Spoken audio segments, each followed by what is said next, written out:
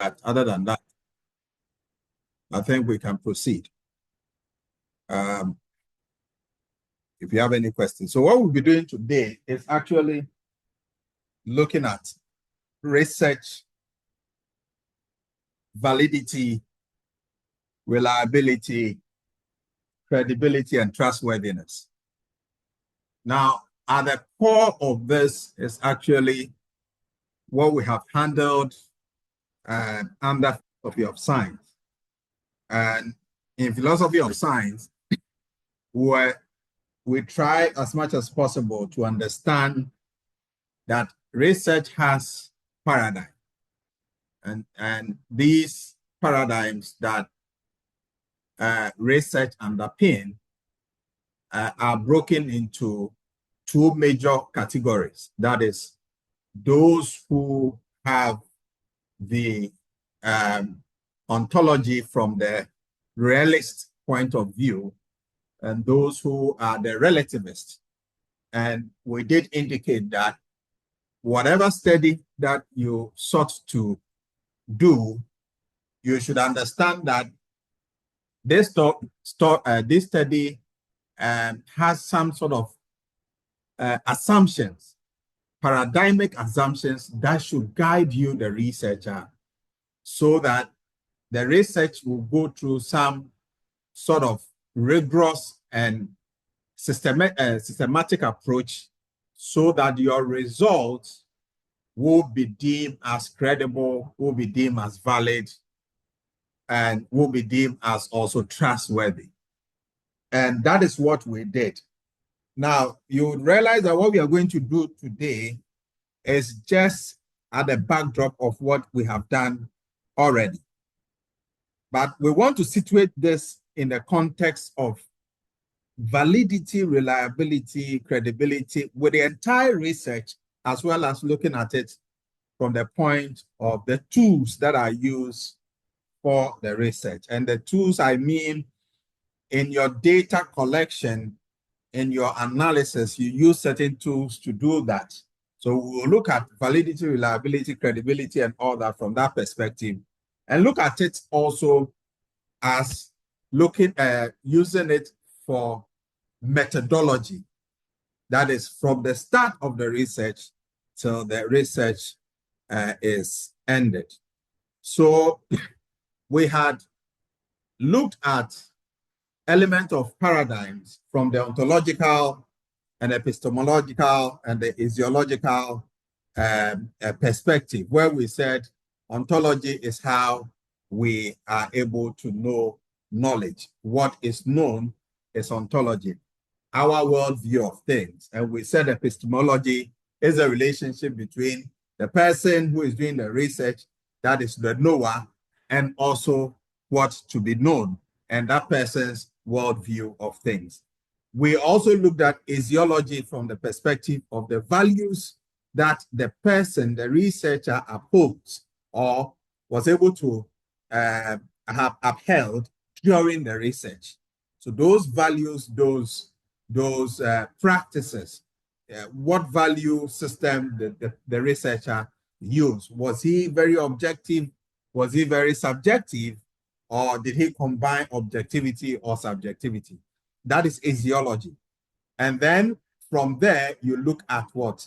The methodology itself. That is from the research topic through to the conclusion of the research. If there is logic and some sort of coherence, you went through some sort of procedure.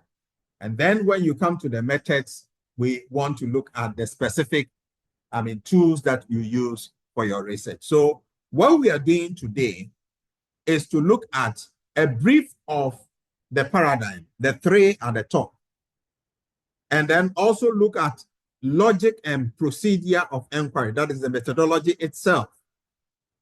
And then also look at the tools, the specific tools and techniques that was used, so that if I look at your paper, I'll be able to say that to some extent it is valid, it's credible, it is trustworthy or reliable.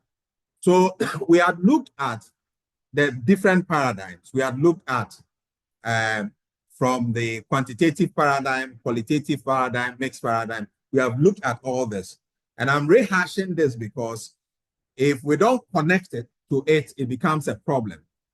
The philosophical stance for qualitative paradigm, we talked about interpretivism and then constructivism. And then for quantitative, we talked about positivism and post-positivism. Post-positivists are the Kuhn and then Karl Popper, who defected from these guys. And then the mixed method paradigm, which is the pragmatism or pluralism. Then we came to ontology. We said that ontology, for qualitative, they have multiple realities. They see, nature as coming from what? Multiple realities, or knowledge can be perceived from multiple realities. And then that is the relativism. And then the single objective from the quantitative aspect, also drawing our attention to the fact that there is a truth that, exists, that we can use some sort of method or single, method to unearth that truth. And that is realism. And then we have the mixed method that has to do with both perspectives. And epistemology, subjective or co-construct for qualitative, objective, measurable for quantitative, and mixed method is both. Then the research approach, one is inductive, the other one is deductive, and then we have the abductive. That is the combination of the two. We have also looked at qualitative research. We have talked about this.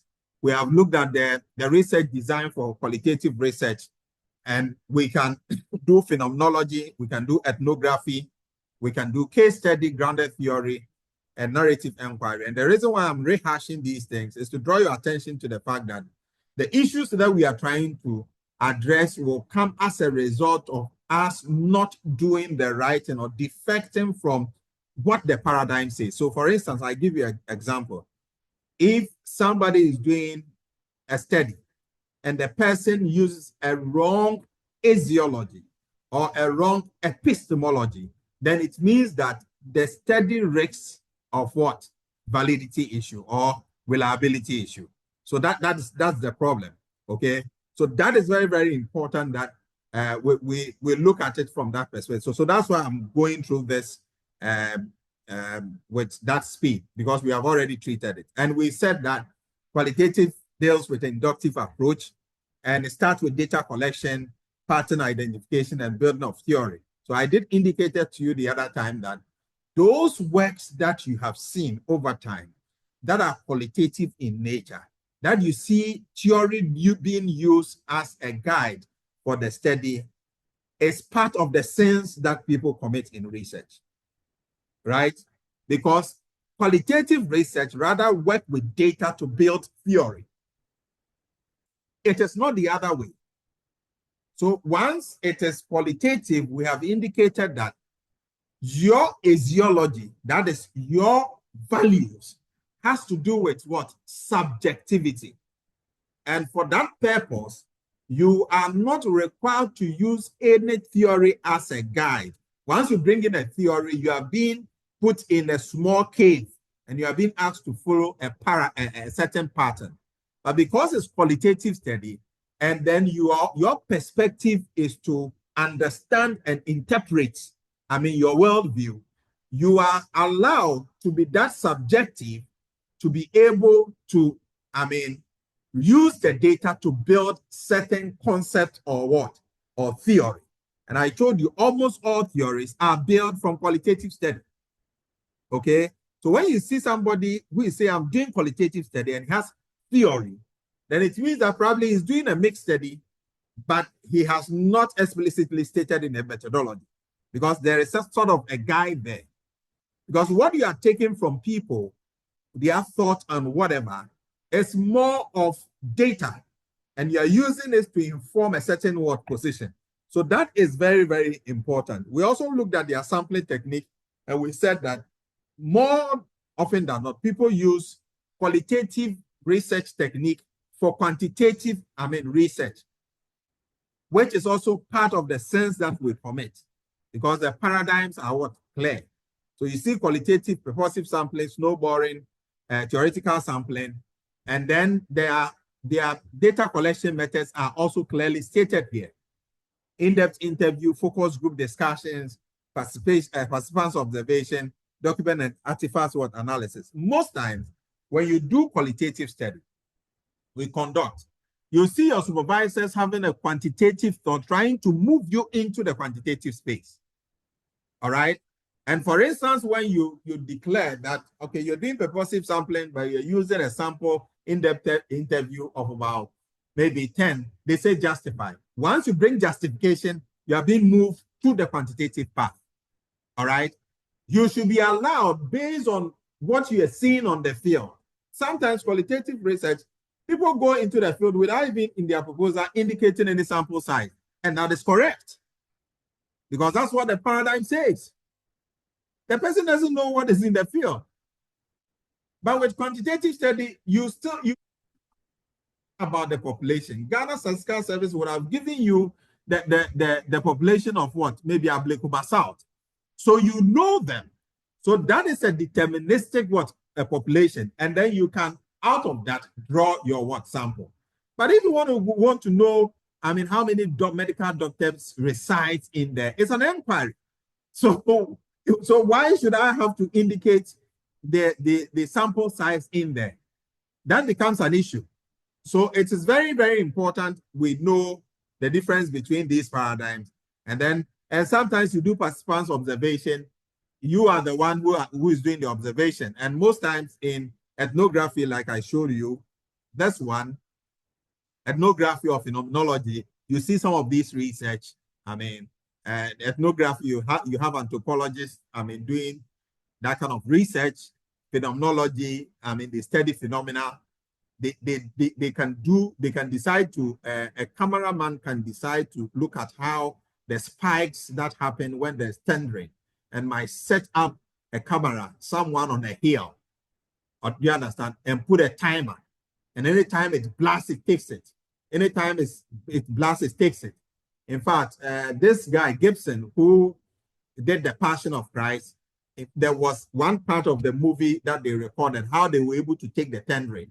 The time they said Jesus Christ has arisen in the film, and they had to go to a place and then make sure they were able to capture the tendering during, I mean, the time that the rains were down.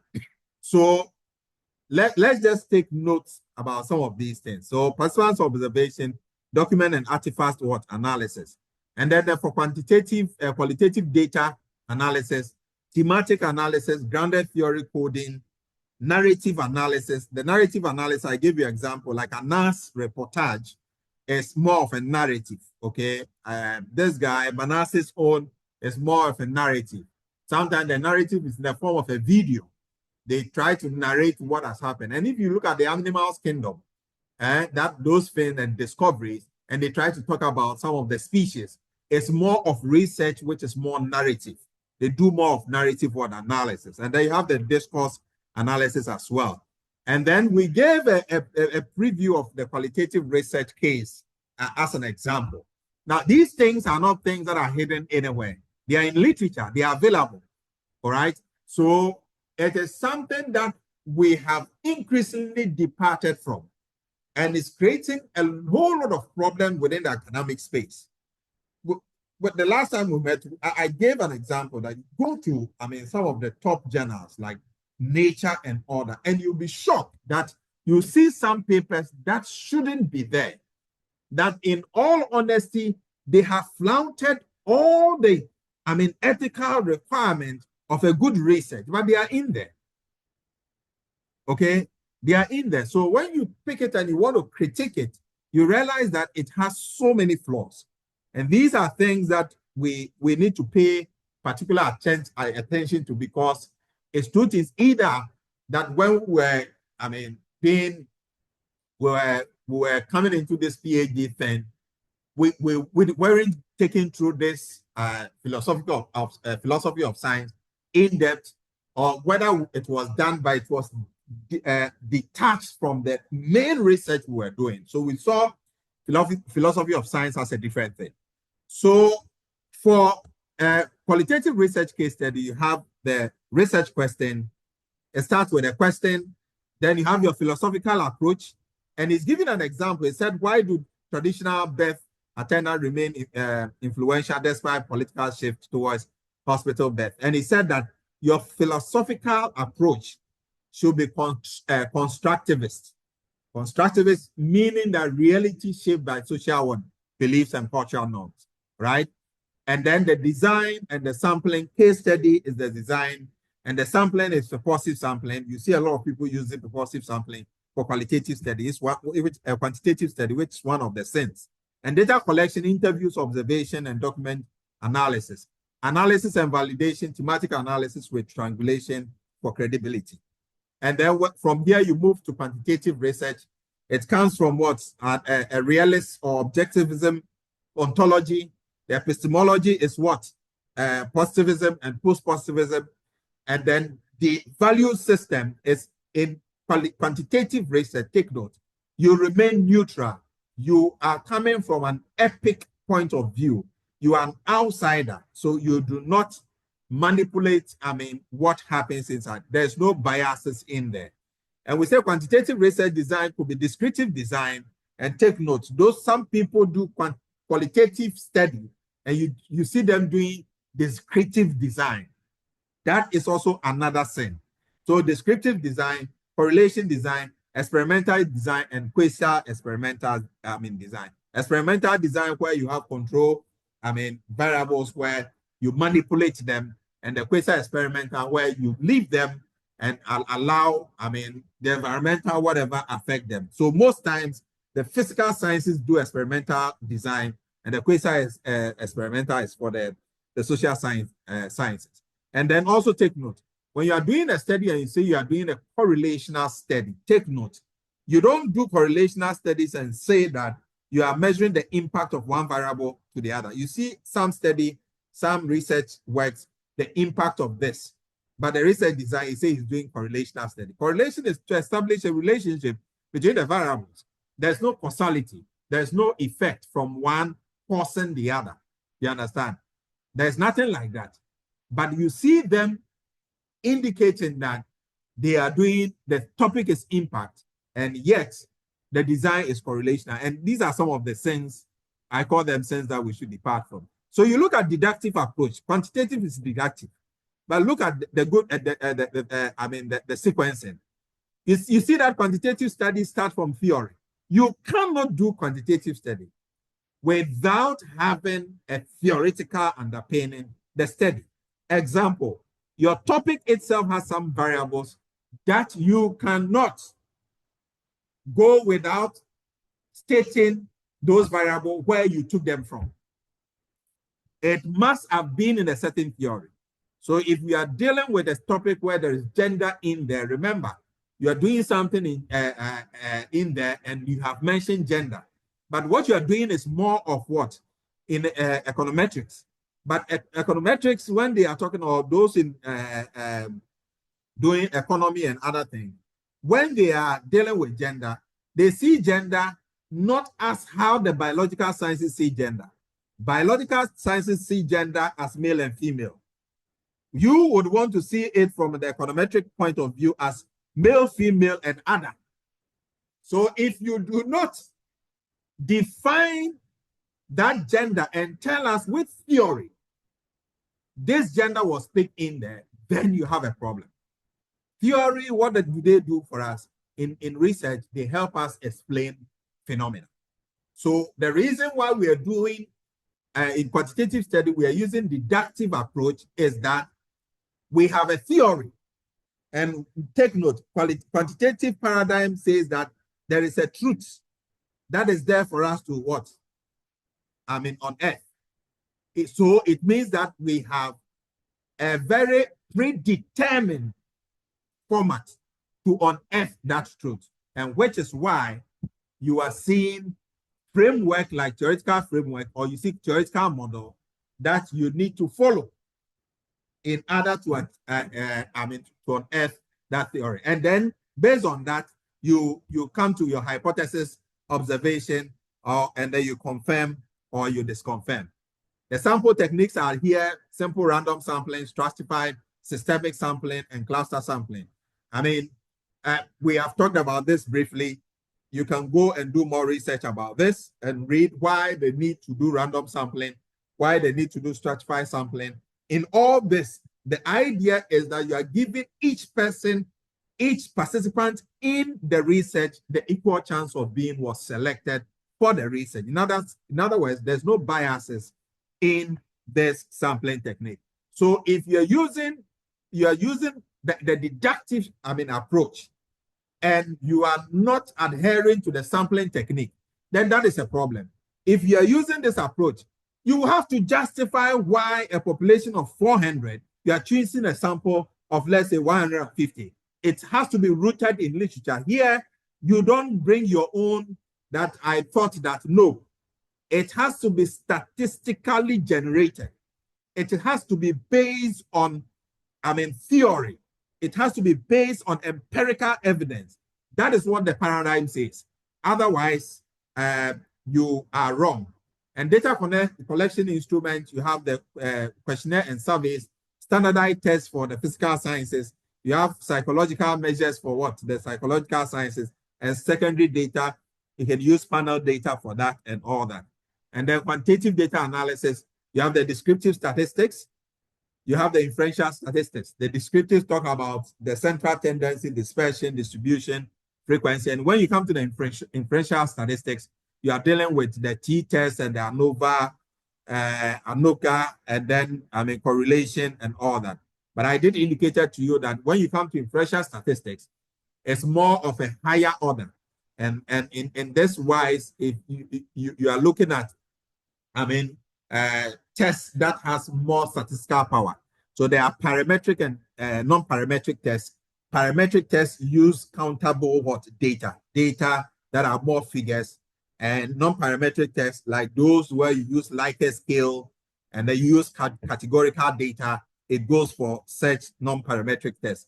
And take notes, parametric tests also follows, the assumption is that your data follows a normal distribution. You understand? But non-parametric tests might be polynomial. So it might not follow what? A normal distribution test. So let's take note of that. And then for quantitative study, you talk about validity and reliability. Whilst in qualitative study, you talk about, credibility and trustworthiness. Do you understand? So if you are doing quantitative study, you cannot talk about credibility. You can only talk about validity and reliability. If you are doing qualitative study, you can only talk about what? Credibility and then trustworthiness. I think I didn't bring that slide in there. And then this is a case for quantitative study, research question, philosophy, sample, data collection, and analysis. And then the mixed study is a confluence of both, all right? But more importantly, the mixed study, they come from a pragmatic point of view, their epistemology. So they are just also realists, and then they are also, relativists. And then for their value system, that's their axiology, they are more of, they are more conscious and also flexible. In other words, they are not too subjective and not too objective. It's a blend of the two. Now, Creswell came out with these design. Creswell is the father of, mixed study and qualitative research. He has done extensive study. Yes. Please, sorry, not to take you back, but I missed the point. And then I saw it in a flash that there was a deductive approach in quantitative. I got a bit confused. So I don't know what was being said. Quantitative is deductive, isn't it? No. No, the confusion is coming from your head. Quantitative is deductive, and then qualitative is inductive. I think we are missing it, Anna. No, you are rather missing it in your head. Okay. So slow down.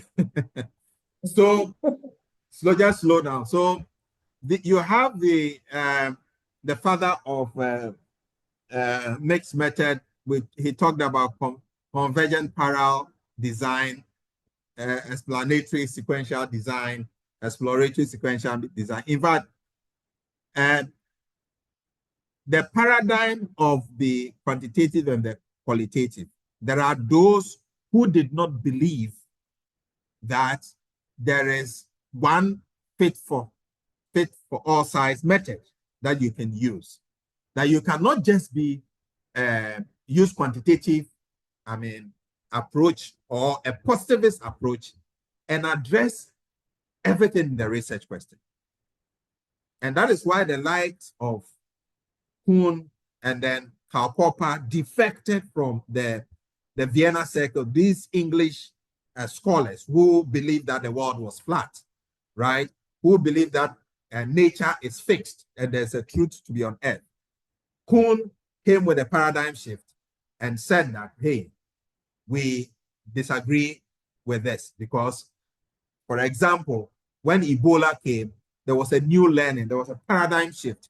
When AI came, there was a paradigm shift. When COVID-19 came, there was a paradigm shift. When the economic meltdown came, there was a new knowledge. We realized that all the guys talking about risks, the models they used, they were, archaic.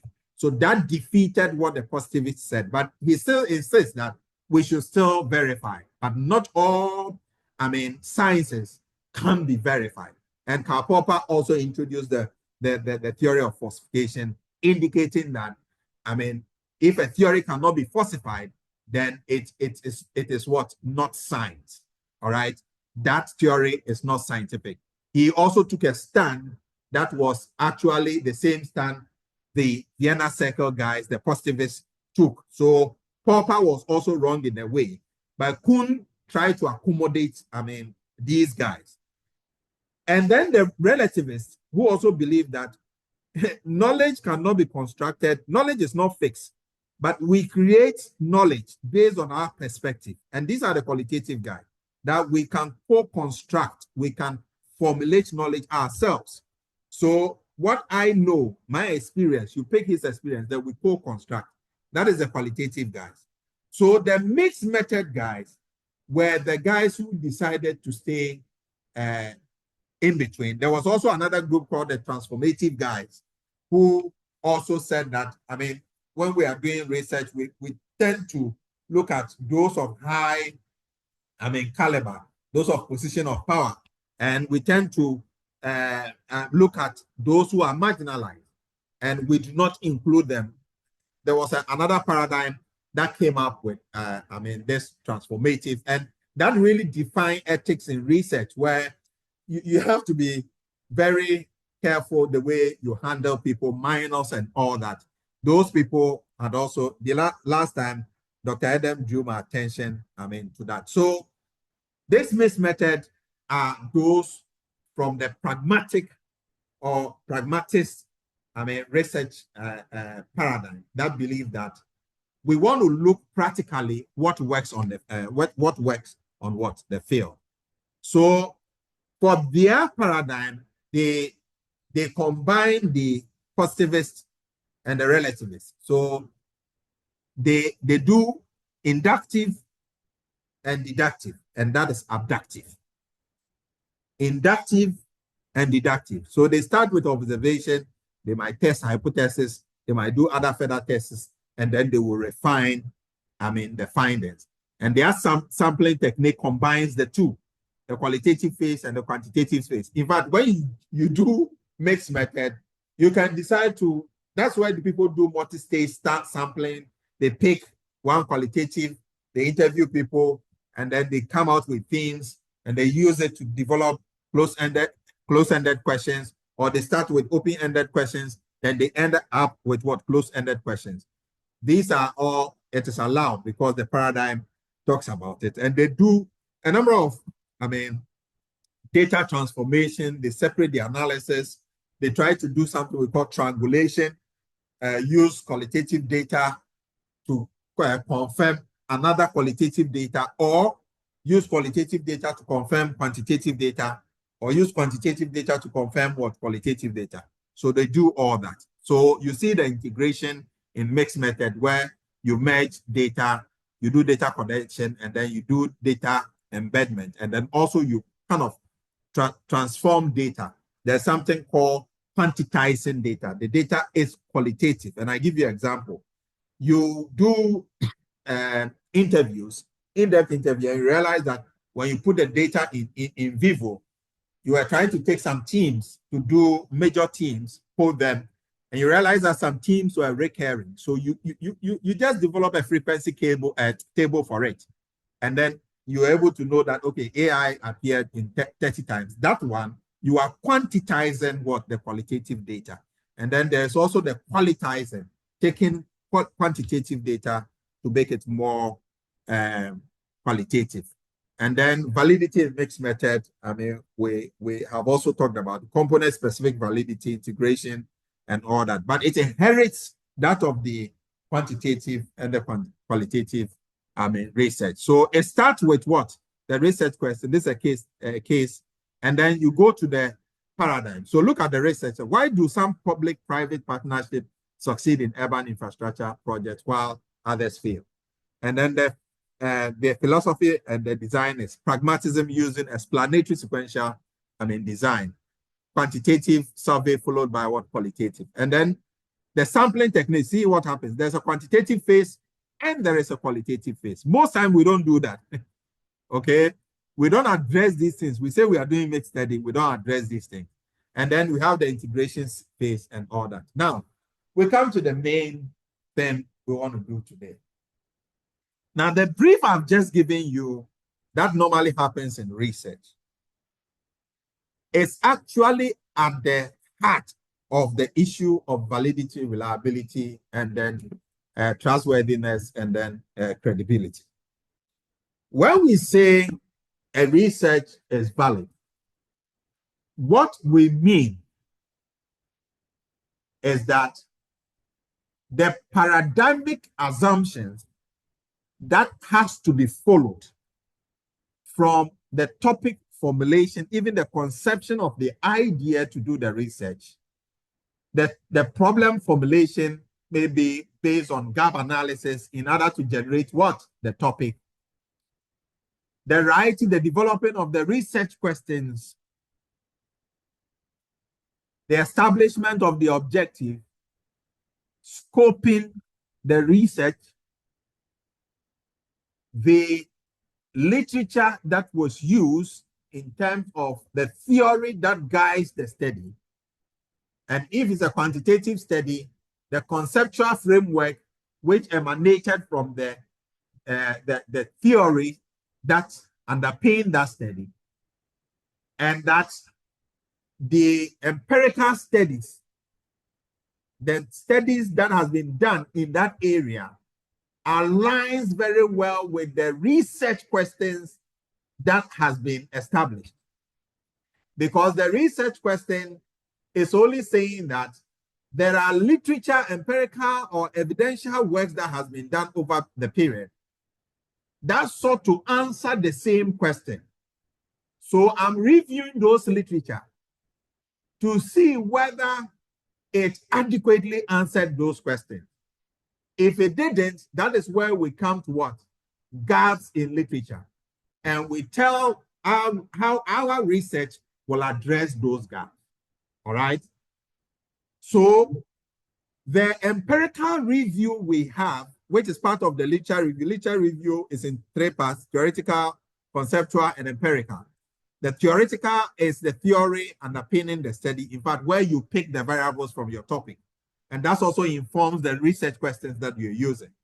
And I'm talking about quantitative study. And then when it comes to the conceptual framework, you have a certain theory, you pick some variables. Some people have studied those variables. There are limitations. You want to pick similar variables and you want to turn it around and to test and extend that same theory that the research is seeking to use to explain the phenomenon. So you come out with a conceptual framework and try to give the variables some operational definitions and all that based on the study. Okay. So in this, we want to make sure that one, everything we are doing emanates from the theory. The theory is driving the research question. The theory is driving the conceptual framework. The theory is driving the literature review. Okay. And the same theory runs through the methodology till the end. And remember, that theory we are talking about is informed by the paradigm. And that paradigm we are talking about is more of a positivist what? Paradigm. So if I'm a positivist, in my methodology, I can only use what? A deductive what approach. I can only use research designs that are either descriptive, that are either correlational or experimental or quasi-experimental what designs. If I'm doing my data tools for, data analysis, I can only do what? Survey questionnaire. I can only do, what do you call it? Experiment, or I can only use panel data. And when it comes to my method of data analysis, I can only do descriptives. I can only do, parametric test, inferential or non-parametric test. So those are the things I can do. And also, if I'm doing qualitative research, then it means that I'm not beginning with a theory. I'm beginning from an insider point of view. My perspective is that there is knowledge that exists that has to be brought to bear. That is not known. So I'm doing an inquiry. And that is where I'm seeking to understand the perspective of other people, their lived experience and all that. So I'm not pre-informed by any theory. But I'm going out there to explore and to know. So my research question that I've developed, I'm coming from a layman point of view. And what I seek to do is on earth. And I'm not being regulated by maybe a framework or a template.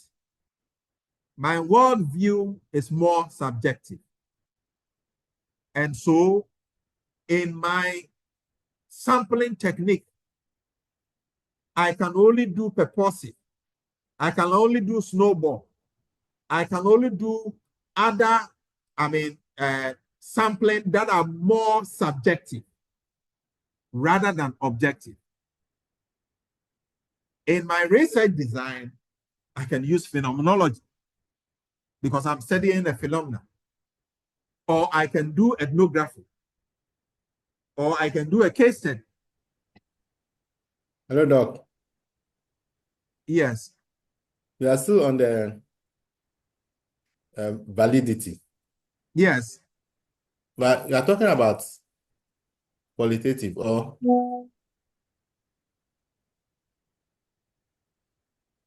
No, I'm looking at this. I'm talking about qualitative, but what I'm saying is that this validity we are talking about is not the validity you are looking at data collection. All right. Okay. I'm looking at validity for the entire research. That is quite different from the validity you are talking about. Okay. Do you understand what I'm saying? Yes, because I was getting confused. So let me put it this way. Doctor, I don't understand. Oh, say that person again. So I'm saying that when we say a study is valid, right? Mm-hmm. We are talking about the procedure that was used to conduct the study. Yeah. You know, I talked to you people about methodology and methods. Do you remember? Do you remember? Yes. That the methodology is what? The overall plan. Okay, so let's go back.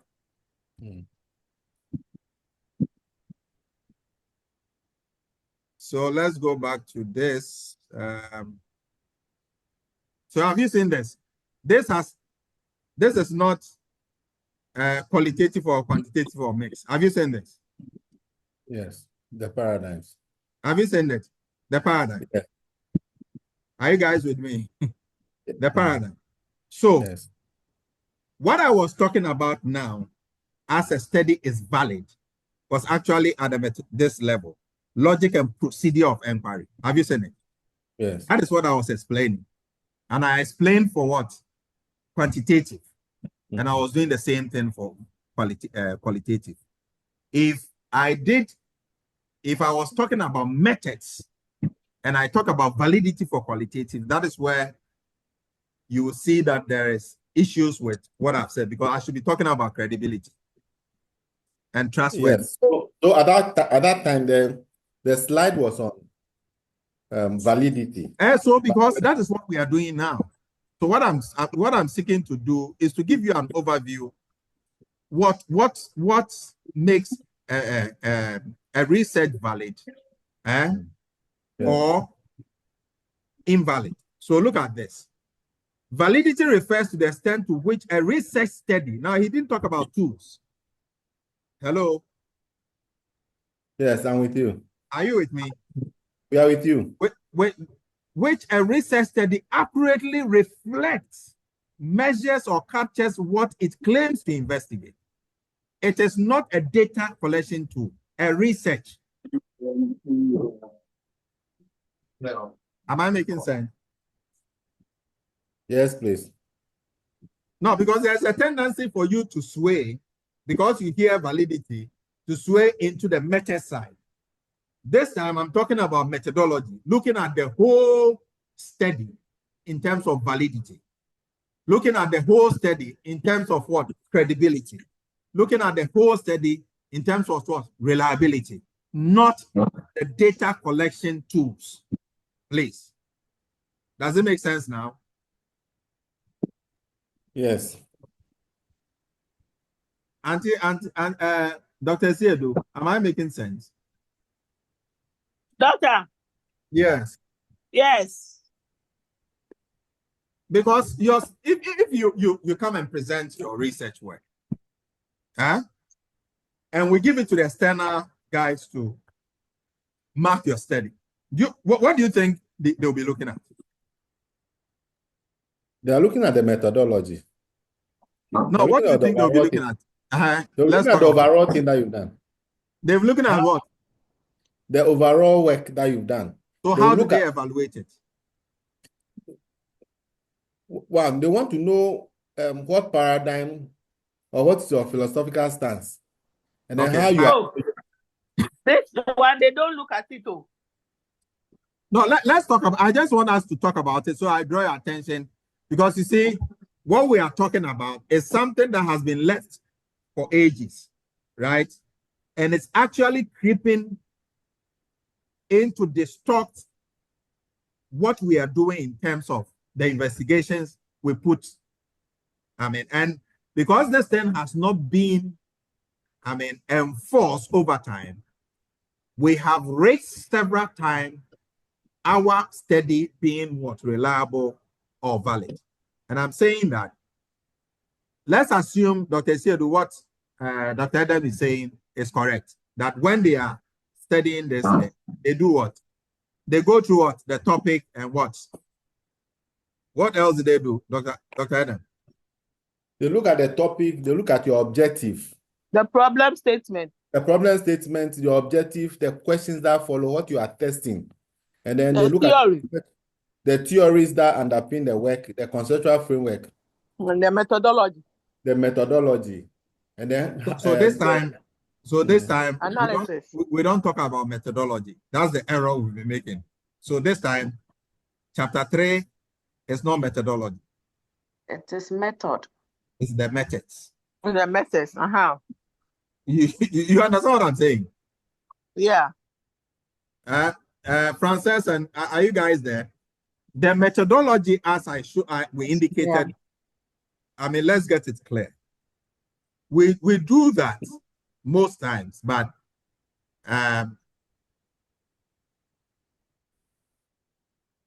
even, doctor, you see that some of the articles, most times they write methods. They write methods and materials. Yeah, something that's methods and materials. Yeah, exactly. So this is what I'm saying. Please don't forget about this.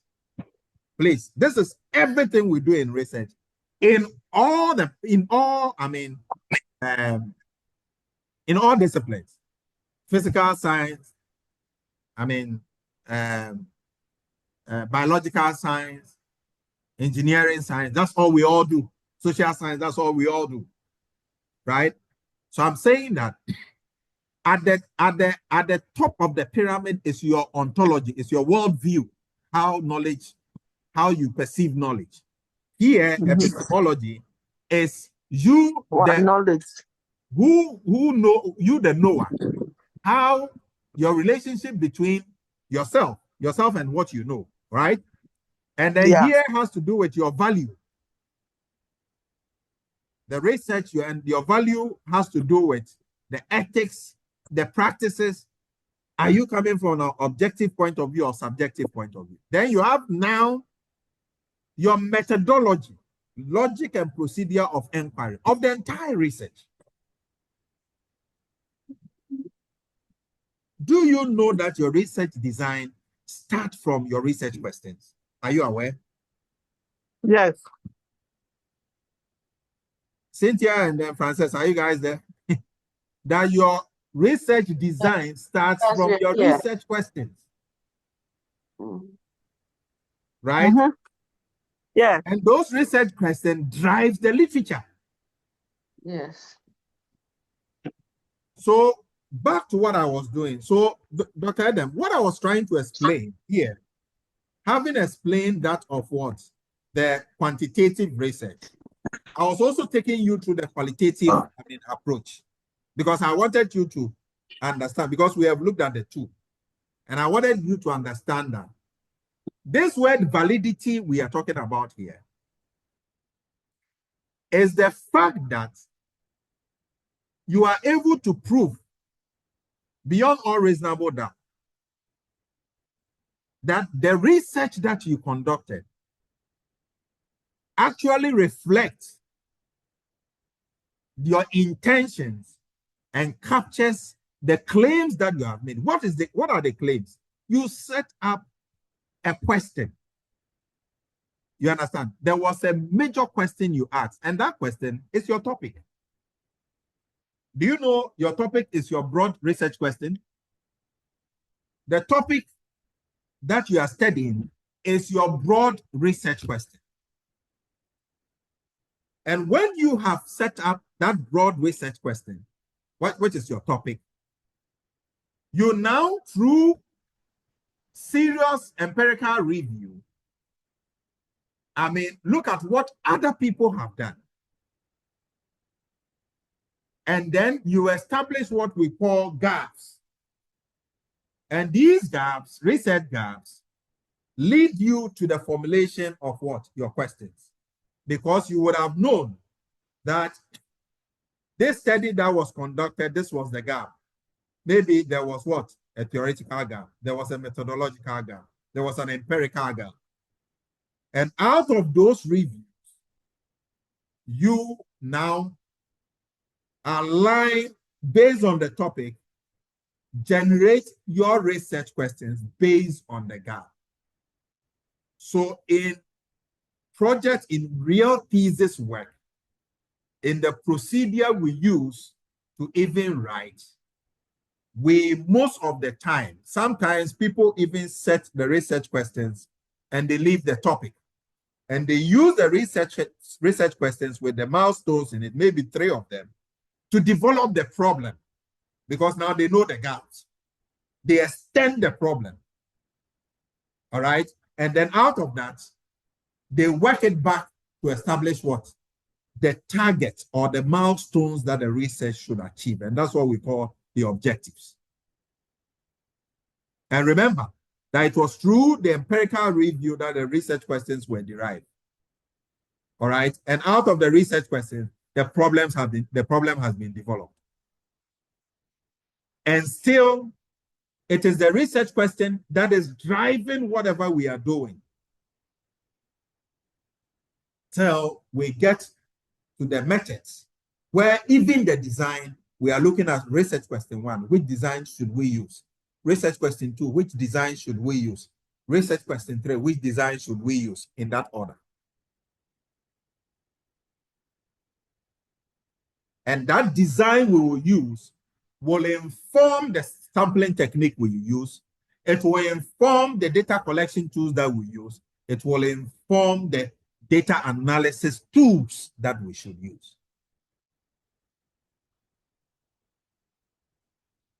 So I sought to take time here. So what external examiners they do, maybe Dr. Esiedo, now, if we are doing master's review and all that, we need to include some of these things. What we seek to do in marking your thesis, there are just two things. Is to find out whether the study is valid and that the results that you generated are reliable. And that since they are reliable, they are credible. And since they are credible, we can trust it for decision making. Research is meant to advise, inform, and also offer practical solutions to what? Problems. All right?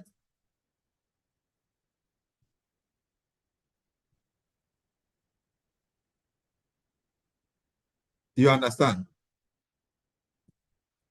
So that is what it is.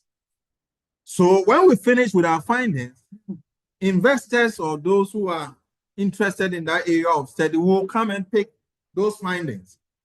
But they would want to know whether we followed the prescribed procedure in conducting what?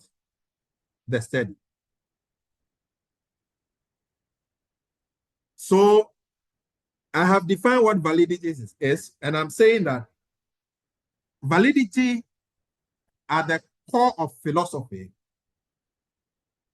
is at its heart, and it's about the coherence between phenomena being studied, the questions asked, and the methods employed. I like this. Do you get it? That's what I just explained. It said at its heart, that is the philosophical core, validity is about the coherence between, and that's what I've just explained, the phenomena being studied, the questions asked, and the methods employed. So what is the purpose? To ensure that the knowledge produced is fit for purpose. Industry can use it. Is fit for purpose within a particular paradigm, maintaining integrity between research claims and evidence.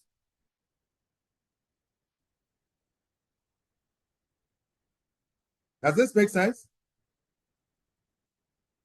Are you getting the whole thing? Are you with me? Doc, we are with you. I Yes, just we want are to see with if I'm you. not off. We We are are with with you. you. We are with you. Are we not getting the whole concept of validity? So it addresses the philosophical, assumptions. And more importantly, we want to know that the knowledge that we have produced is fit for purpose. Fit for purpose, it can drive policy, it can also solve industrial problem. And it is as a result of this that today there are a lot of discoveries. Today, China is having flying cars. How would somebody believe that if he sits in the car, a flying car, he'll be safe? Because of the knowledge that has been produced. And that knowledge is fit for purpose within a particular paradigm. And that we trust in it. It is credible. There is integrity. I believe that China has done that. But if a Ghanaian has developed the same flying cars, tell me, Dr. Adam, will you sit in it for a trial? Will you try? Apostle Kojo Sofo produced a helicopter, and we are waiting for the day that helicopter will fly. Will you try? He's waiting for you. Dr. Eda is waiting for you to fly together. Oh, when they invite me, I will go. So validity, and it's because, you see, I'm told that most times when people go there and they want to look at the blueprint, he's not ready to show them. I don't know whether it's true or not. But we need to know. You understand? We need to know the methodology. If the thing is inspired from God, we agree. But we need to know. We need to put it within a certain philosophical paradigm. It has to be documented. You get it? Once it is not so, it is difficult to know. So validity across paradigm. So we have the positivist, where this paradigm, validity is tested through objectivity, internal control, generalizability, and predictive accuracy. Generalizability means that we can apply those things in other jurisdictions. Objectivity means that we are making sure that we don't influence the outcome of the research.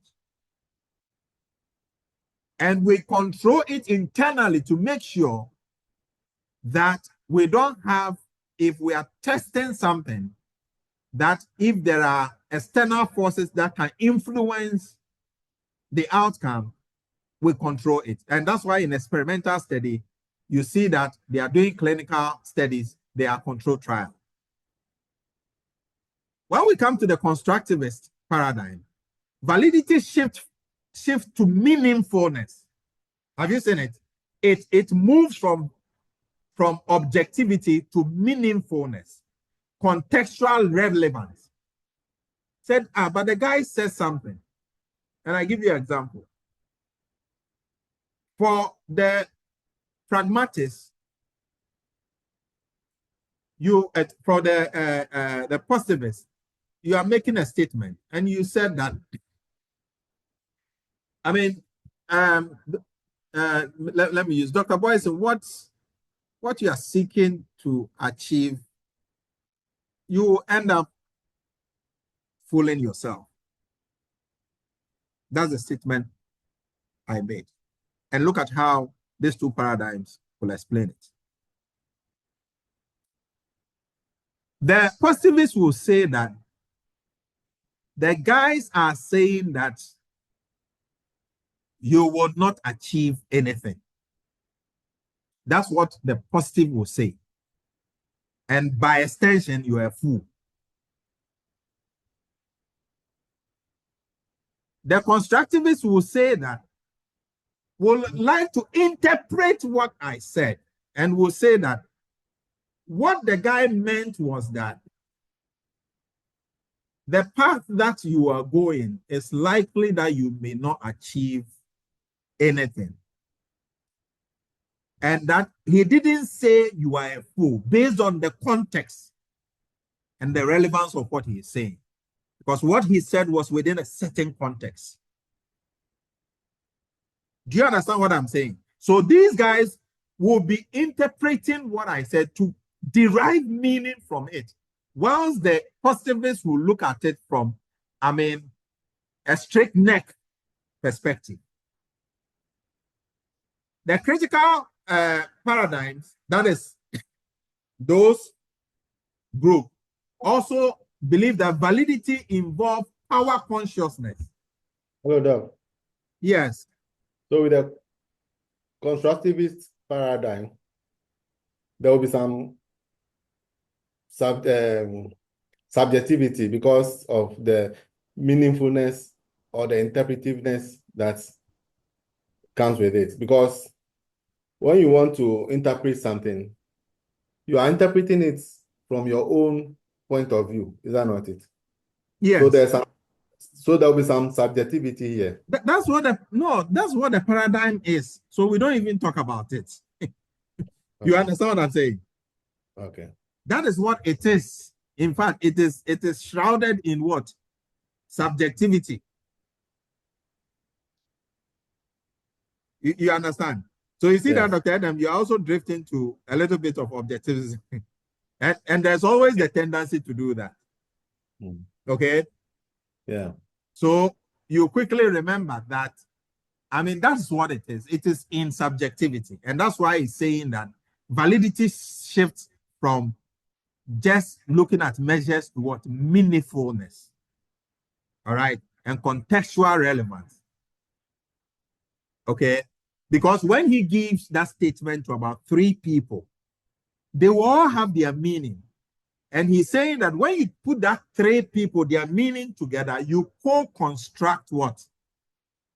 The knowledge, the real meaning, not from just one perspective and thinking that that is fixed. No. So we have the critical paradigm, and it says validity involves power consciousness, ethical reflexivity, and emancipatory what potential. And Doug, yes. are the critical paradigms part of the constructivist paradigm? No, they are within that perspective. The Okay. axiology is also Yeah. subjective. Yeah, let me they are within that paradigm, right? I just want to read something from the critical paradigm for you to see. It's good that you brought it up. Just want to read for you to see what these guys, and I brought this because Dr. Adam, brought this transformative, guys. So the critical paradigm guys, they seek to understand and challenge and transform power structures. Okay, you remember I once said that it is believed that some people said knowledge is power, right? And another group is no, it's not just knowledge that is power, but power itself creates what? Knowledge. Okay, so these guys, they seek to understand, challenge and transform power structures, inequalities, and injustice present in society, right? And it goes beyond merely describing and explaining social phenomena to actively questioning the status quo and advocating for social change. But so for those people, their ontology is more of nature of reality. They believe that reality is shaped by social, political, and cultural, economic, ethnic, and gender values. And it is historically and socially constructed and not fixed or objective. So they fall in line with the constructivists. All right. But what they are saying is that power and politics sometimes influences decision. And for that matter, the marginalized, those who do not have power, are most of the time what? Marginalized. And if you remember the last time we had our lecture, Dr. Adam raised this thing, and I thought it was wise to include it in what we are doing. They are also epistemology is the nature of knowledge, and they believe that knowledge is not neutral, and it is influenced by power and ideology. So you remember when I said, when people say knowledge is power, and another people say the transformative guy says, no, the critical paradigms, no. If somebody has power, he can create knowledge. And we were told here that there was a nuclear power at what? Iraq. And that was why US invaded them. Colin Powell, before his death, confessed that there was no nuclear power. It never happened. So it means that the whole world, including CNN and BBC, they lied to the whole world. Now this is what is happening. Okay, so it was the power people had that created the knowledge for the world to believe that indeed there was a nuclear weapon at what? Iraq. which was actually not true, right? And for their axiology, the research process is value laden. And when we say that researchers openly acknowledge their biases and aim to use research for emancipation and transformation. Okay, so that is a critical, paradigm. So if you're doing a study, and the study you are doing, for instance, this will be good for those who the pools test, okay, who go around, to conduct a pool, whether NDC or MPP will win. You get it? Because when you go to a marginalized area, and then you who is doing the study, they're saying that, okay, you go to, the guys doing the study go to, let's say now, an MPP stronghold, and they are interviewing them. They'll be afraid to let the cat out. They'll be reserved. And this is power play.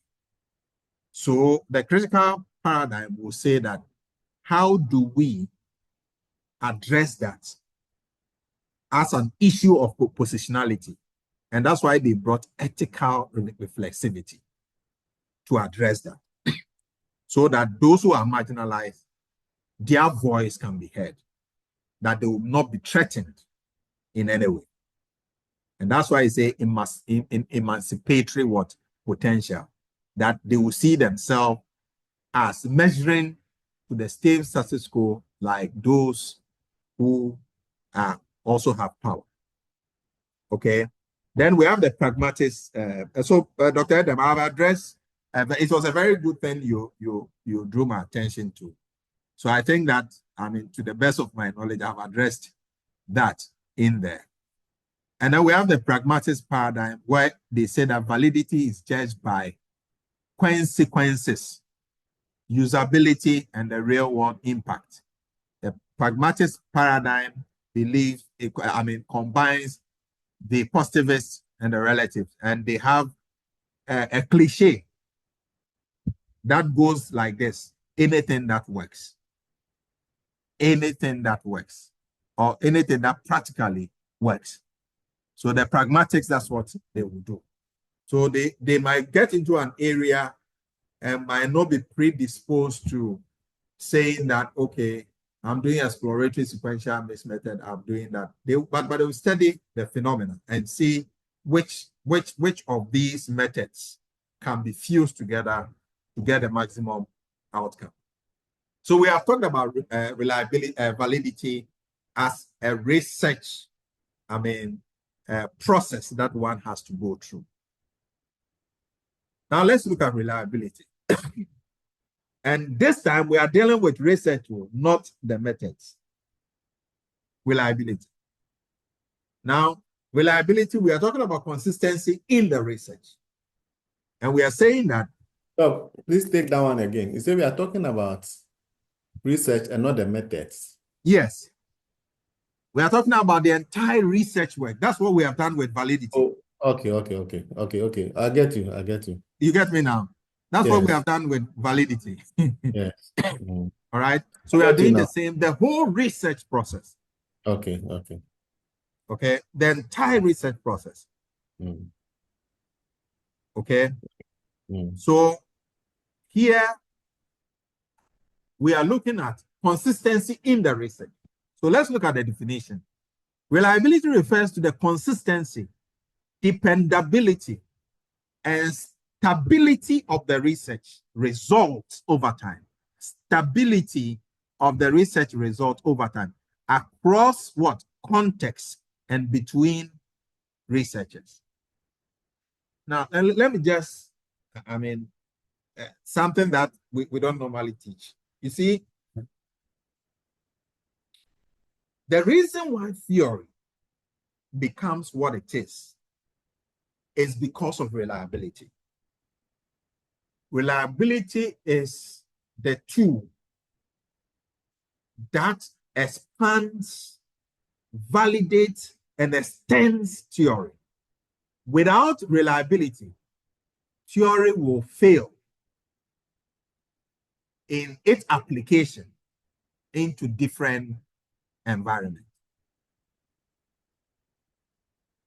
So we've done an entire study, and then we came out with results that there's actually relationship with money, women and money. There's a relationship. I know that people are going to protest, but this is just an example, please. The relationship between women and money. So they tested this thing in the US and they saw some sort of correlation. You know, this social experiment they do, a young guy, you see it on TikTok and all that, sees a lady and dressed in a shabby dress and say, "Can I get your number?" The lady says no. And then the young guy now goes to his car and the lady sees that the young guy is in a big car. And then the lady says that, "Oh, I didn't know that you had a car." So now the lady wants to come around. You understand? So this social experiment was done in the US. And they saw that out of 10 women, they had only 2 who were not connected to what? Money. Now they come to maybe Germany, and they did the same thing. And they realized that, okay, German ladies are very strong. So out of 10, they had 6. It means 4, recline. And they come to, let's say, Ghana. Please, Ghana, can someone give me an example? 10 over 10. 10 over 10. 10.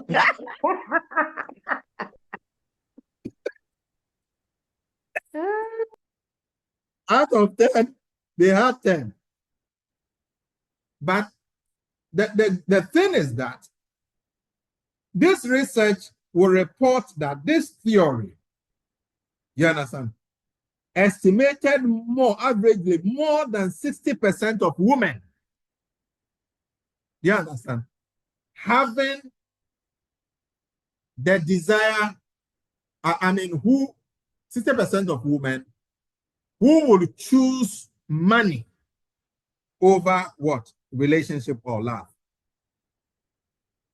Now, what we have done is that we have extended the theory from the US to Europe. And we have moved it to what? Africa. Now, once we are getting the same result, then we are having consistency, and that is what we call reliability. So, Frances, with the research you did and with your results and your data, can it be replicable in other jurisdictions? If we replicate it and we have the same results or similar results, and the deviation is just some few, we could attribute that to maybe social and cultural issues. But then there is a trace to show that that theory is applicable within this jurisdiction. Okay? So consistency in the research, that when we apply the results, and what we are saying in reliability is more predisposed most times with quantitative research. Because you know, qualitative research, we cannot generalize it. So this one is more predisposed into to qualitative research. It could be even a qualitative research that has built a theory, maybe some teams, like what Jemima you have done. You have developed what? An integrated framework for ISO. So now somebody is going to pick it and test it in different environment. You are testing it here in companies here. They will test it in different environment to see whether it's working. So once they begin to test it, what they are doing is that they are replicating the results, all right? And they want to see if the results can be depended upon. When we say dependability, that we can take decisions based on that. And the margin of error will be just minimal. That the guy has did, what info analytics did, that predicted that NDC was going to win the election. It came to pass. The deviation was just, the margin of error was just some, it couldn't make any meaningful sense. But that's what he said. And I give you an example. One guy, who was part of it, Obetsa, actually, A Plus had posted him that was the guy who helped him to win the election at his constituency. What did the guy do? The guy used the AI to do that. So the guy started chatting with the chatbot that, this constituency, blah, blah, blah, we want to, there has never been an independent candidate who has won there, but we want to do this. And then to give us a strategy. Do you know what the AI told? The AI zoomed into that environment and told them that, see, these people, there are some areas that no matter what you do, they will not vote for you. So take them out. And then the AI recommended that A Plus to install internet at their place. So if you remember, A Plus, you heard that he installed internet at those places. The guy, the result, the analysis he did, it gave A Plus the opportunity to win by 7%, plus or minus 2%. That was exactly what A Plus had. That was exactly what he had. What the AI told them, that was exactly what they had. So A Plus didn't spend too much money. Because the areas that they told him that he should ignore, he ignored. And the areas that they asked him to concentrate, he concentrated. And it worked. Now, that finding that they have, could it be replicated in an area that is predisposed to only MPP and NDC, and there's a new candidate coming in? It could be used. We could use it and see whether that one will also work. Okay? So that is the definition. Now, so the philosophical question, it said, is knowledge replicable? Can we replicate it? And under what assumption can this knowledge be replicable?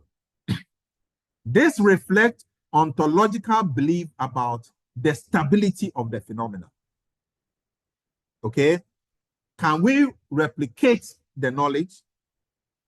And when we are replicating it, what will be the assumption? Please, any research has assumption. Otherwise, we cannot conduct. We have to hold certain things constant, like the economists will say, ceteris paribus. You understand? Like what they will say, you have to hold certain, variables was constant. And it said dual perspective. In quantitative terms, repeatability under similar work conditions. In qualitative terms, dependability through transparency and what? Reflexivity. So, reliability has dual perspective. In quantitative terms, we want to repeat it. But in qualitative terms, we want to see whether we can depend on what the findings. So we spoke to some experts somewhere, and they said that, like the people who went for the economic forum, they've gone to sit down and brought up that some this, and they have given it to JM. Can JM depend on them and then use, do they have track record? Do we believe in them? What have they changed? Have they been international consultants before? Have they worked in other countries? Do they believe in them and all that? If so, can we depend on their findings through transparency and what? Reflexivity. That we don't allow them to use their power to bully people. It's not because that they are part of it that we are accepting and we are not able to tell them the truth. So these are things that reliability talks about. Then we have credibility. So credibility has to do with whether we believe what we are doing. It's believability in research. Believability in research.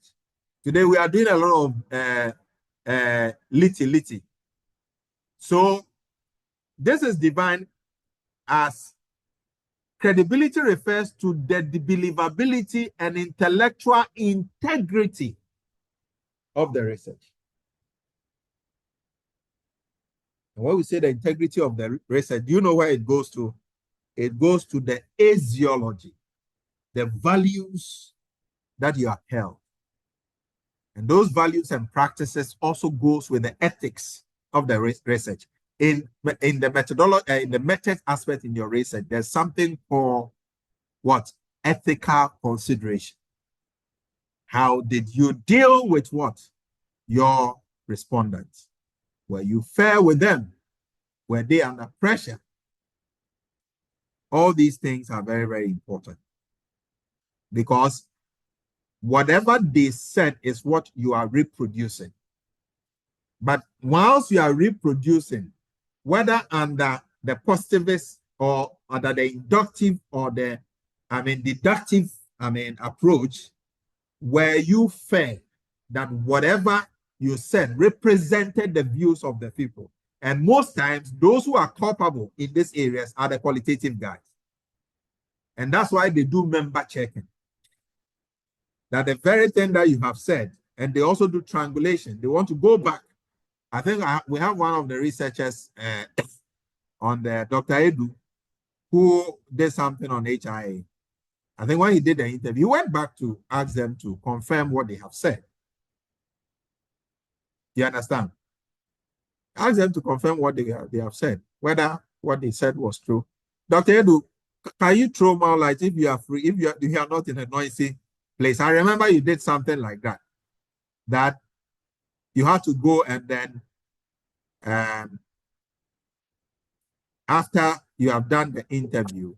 Yes. After the interview and the teams were identified, you now have to send it back to the respondent to confirm the teams you have identified and rank them in order to reach a consensus on what the issues you are addressing are, in terms of, in my case, in terms of what they consider to be barriers, in terms of a rank 1 to 5, what they consider to be the facilitators, and possible improvement measures. Thank you.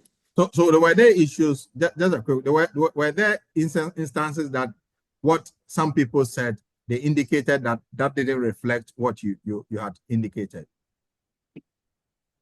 In terms of what we brought up, we didn't have much of an issue, just that there were a few outliners where there wasn't consensus among the respondents, but Okay. we didn't have much of an issue. Okay, he's saying that because he did a focus study, a focus group, so he needed to have consensus. But that is a very good way of ensuring the integrity of the research, by going back to the respondents to ensure that what they said was actually what was represented. Then the core question is, are the findings convincing to those within the field and to those being studied? You see, there are experts within the field, and some of the issues are known, all right? And they have not been researched in a way, but they are known that when you do this study, it is likely that you will come up with some seemingly near findings. But if it turns out that your findings are very, very opposite, then without even looking at your method, somebody will say that no, that's not true. That's not true. And that's why I said, are the findings convincing to those within the field and those being studied, and those that you did, they administered there. So in cases like this, there could be issues with your instrument that was used to collect the data. There could be issues with the fact that if it was self-administered questions, the guys that you asked them to go and collect the data, they went and sat under a tree and they filled all the questions and brought it back to you. It could be so. Okay. And those are some of the ills in research that we should avoid. Then we have the philosophical time connected to trust in epistemic processes and in the positionality of the researcher. So they will try as much as possible to connect what you have done and epistemic is actually related to epistemology. Okay? So they want to know whether the processes that were used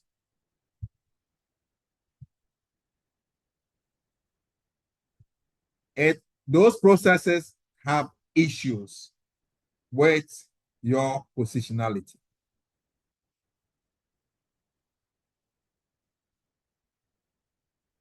And positionality here has to deal with the fact that you are in a position of power.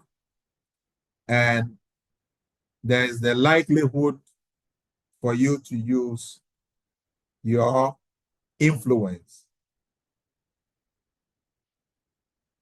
access, or as a position of power against those you are studying. So I just want to read something to you. It says the term epistemic comes from the Greek word episteme, meaning knowledge or understanding. So in philosophy and research, epistemic refers to anything related to knowledge, beliefs, justification, and standard by which we claim something is true or false. All right? So the knowledge. So if we were to replace epistemic with knowledge, we would have said that connected to trust in the knowledge processes and in the positionality of the researcher. In other words, like I said, it's just like epistemology. The person who is possessing the knowledge and the relationship is to what it is known. So the knower and the known. And if the knower and the known, the relationship is from an insider point of view, then positionality will arise. Then the position of power will arise. That is if it's qualitative. But if it's from an epic point of view, an outsider, then you will not fall foul of issues of what? Credibility. Okay? So that is credibility. And then credibility across various traditions. No. So quantitative tradition, in quantitative research, credibility is often tied to rigorous peer review processes, technical soundness of methodology, precision of the models and measurements, statistical significance and replicability. And in qualitative tradition, when we talk about credibility, thick, rich description of content and participant validation of the findings, which we have said, Dr. Richard did the same thing, and reflexive insight into researcher bias, that is dealing with what? Positionality, and prolonged engagement with the field. Okay, so the third concept is trustworthiness. Trustworthiness. No. Any question? Yeah. Yes. You see the two previous slides. What you're talking about? Yeah. The epistemic and then the positionality thing. Yeah. For the sake of our students, we have some, no, not students, PhD candidates among us. Can you practicalize it maybe in their fields? Some of them are nurses conducting research in the medical field. So can you practicalize it so that they will understand it more? No, this one is, I mean, it's more tied to more of the qualitative aspect rather than the quantitative. Reason is that, in fact, what is there is it's also it's just epistemology we are talking about. The knower, that is the researcher, the relationship between the researcher and the what is being studied, that the knowledge that is being studied. Yes. And in practical terms, if let me say Dr. Mabel is going on the field to collect, I mean, data. She's a nurse, probably a senior nurse. And then she's going to interview people in a certain community. And then as a senior nurse, she cannot delink herself. So she introduced herself as that Dr. Mabel, I'm a senior nurse and all that, and I'm conducting this study about the use of contraceptive, blah, blah, blah. And then talks about all the ethical issues and all that. Now, there's a tendency that once she's speaking to some of these kids who are 15 years and above, the tendency that they will not tell her the truth is very high because of her position. All right. And also what she's being told, the tendency that being a nurse, a senior nurse, and understanding what is on the field, translating the audio tape into text and reporting, that her biases will reflect in the findings is also high. And that happens to the qualitative guys. So quantitative guys, they hardly get issues with trust.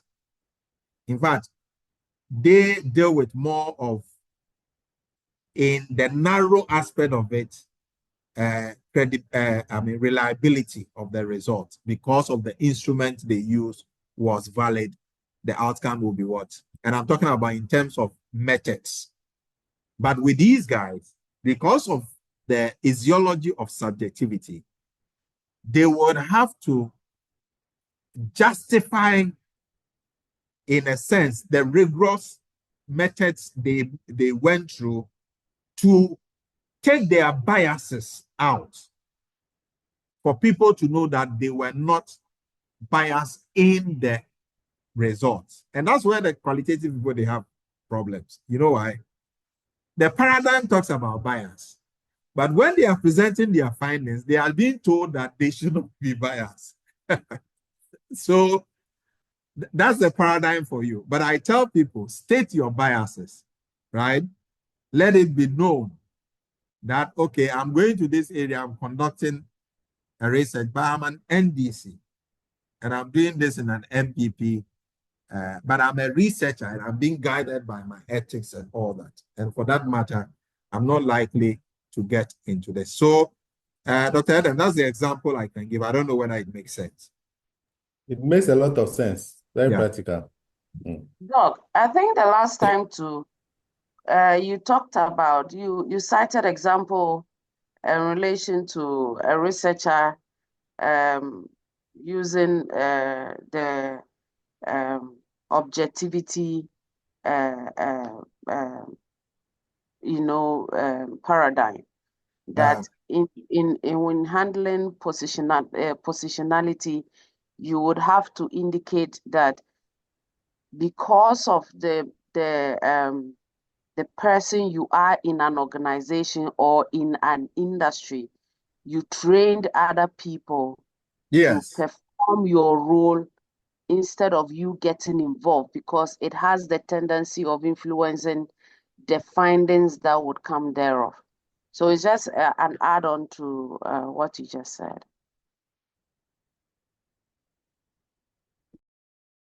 Yeah, that's excellent. So that's also another way to be reflexive, right? So Trustworthiness. Now look at this. This is very interesting. Trustworthiness, holistic research quality. So your validity, reliability, at the end of the day, trustworthiness will look at the overall quality, coherence, and ethical integrity. You see the ethical integrity aspect? Again, it is still the qualitative guys that are being bashed here. Because if you use panel data like that of Cynthia, who did some serious panel analysis, the data is predetermined. The issue about ethical integrity would have been that a variable didn't predict, and then she said it predicted. For that one, when they reproduce the findings, they will get her. And that one is a serious academic integrity issue. Okay? So most times, the quantitative guys are safe because it is what the data is saying. And when you try to take them on, they will tell you they didn't generate the data. That's what it's saying. You can run it and see. But most times, it is the qualitative guys who have issues with ethical integrity. And you know why? The reason is that they deal with, individuals, they deal with animals, they deal with society, they study, they do observation. So most times they themselves are the research instrument. If you are doing observation, you are the research instrument. So whether at the point that you're collecting the data, whether you were sad or you had issues, family issues, you have marital issues, nobody knows. And if at any point in time that you are doing the observation, something crosses your mind, how are you able to pay attention for a very long time? So all these things come in. And even when you are interviewing, you are done and you are transcribing the information. And I give you an example. You are interviewing somebody and you are talking about the issues of how Ghana's growth economy has been very deplorable. And this guy is a neutral guy you are talking to. It's not MPP, it's not NDC. And he was talking, and he got to a place, say, look at how this country has turned into. Look at what we have done to ourselves. Then he stopped. The guy said, and then he stopped. Do you know that in qualitative study, you need to report that? Guys, are you with me? Hello? Yeah. Did you get what I'm saying? Yes, we are with you. Yes, we are with you. You need to report that. He said, So when you are trying to now analyze, you could make inferences that the guy was even frustrated because of that kind of statement that he made, even though these are not English words. Sometimes he would have said it in his own native language. You have to, find a way. But most times we take these things out. All right. So we lose the connective in the writer. So overall quality, coherence. Coherence means that from philosophical assumptions through the study to what? The conclusion. And ethical integrity. We did not bully our respondents. We were not having issues with positionality. For those quantitative guys, the data they extracted, if they were missing, outliers, they reported about the outlier. They didn't just remove it and then kept quiet. All these things are very, very, they did not manipulate the variables. The variable was not predicting. And you started manipulating, halving it, adding some data to it, just to make sure it predicts, but it is not predicting. And because most times in research, Everybody wants the hypothesis, the null hypothesis, to be rejected. But sadly, we are doing this at the detriment of industry, because they are going to use the findings. The thing is not predicting. You are saying that it's predicting because your supervisor have told you that this thing, if it doesn't predict, it means the data, but you are actually representing the truth. So most research you see about data is manipulated. Data is manipulated. And it's part of the reason why we are not growing. You know why still we are having issues of, flood in Ghana. All the research that has been done are not credible. Because other jurisdictions, they do actually experimental study, they do quasi-experimental study, and they're able to solve the problem. But here, they will give the university professors to do the research, and the findings they will bring is something to show that everything is on course. It is just one or two issues. So the integrity is not there. Then the 4 components. Credibility is one. Can we transfer the result? Transferability. Can we depend on the result? Can the result be what? Confirmed. So in trustworthiness, there's this 4 scale. The result should be credible because the research is valid. And it should be transferable. And we should be able to depend on it to make some policy decisions. Some people should be able to generate business out of it. And we should be able to confirm it in other jurisdictions. Then we have the philosophical emergence. There should be ontological coherence, epistemological transparency, and eschatological reflexivity. I like this. You see how they put it? Ontological coherence. So if you are a realist, it should run through the research. Okay? From the topic through research questions, through methodology, and then through the discussion of the findings and all that. I will show you some part of the book I'm writing, what they said about this, and it will amaze you. All right. And then the philosophical emergence at the epistemological transparency is the researcher and the research itself. If the person was from an insider, was he transparent to say all the things that happened? Did he, declare his positionality? And he was reflexive to deal with it.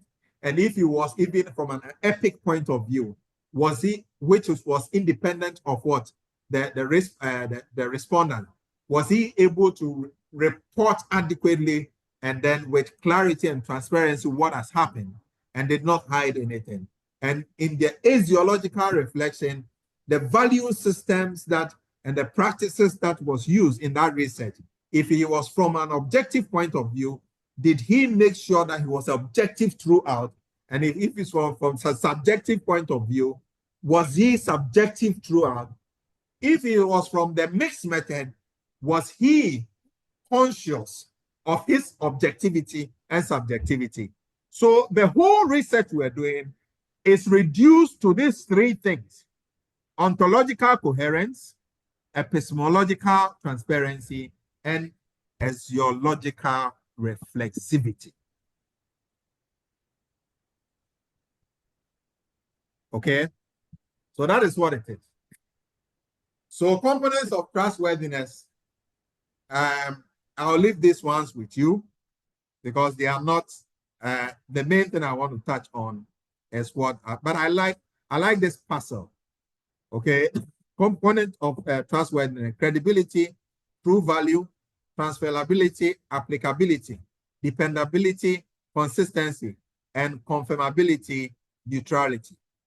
Okay, and this is the puzzle that research seeks to what?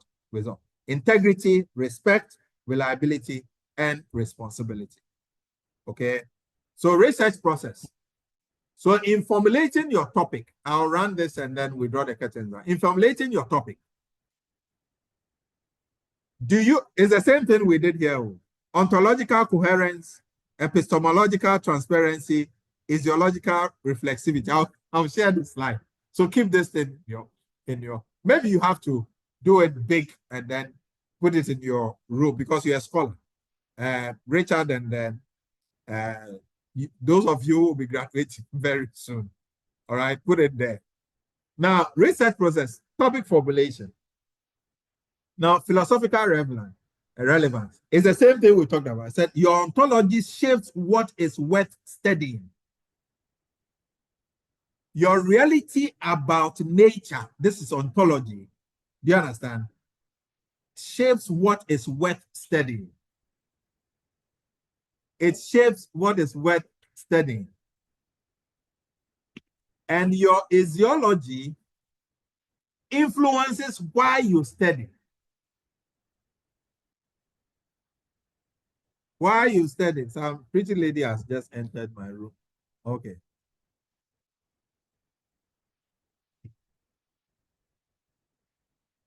Okay. So your ontology shapes what is worth studying, and your physiology influences why you study it. Let me ask a hypothetical question. No, let me ask a real question. When we talk about, do you understand this statement? Please, do you understand it?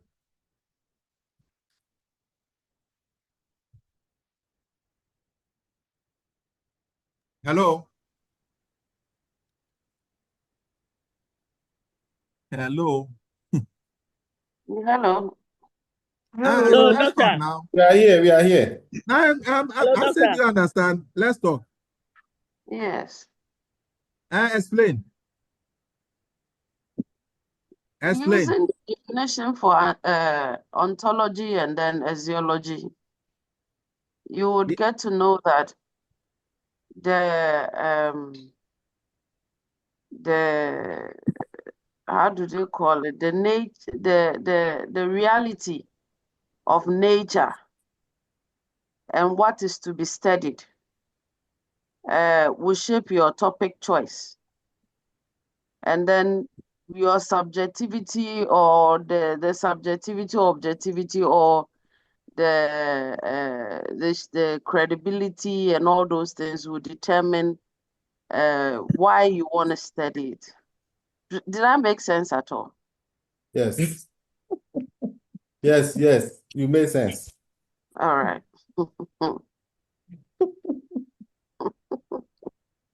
Did I say you made sense? Did I say Yes. you made sense? She made sense, Doc.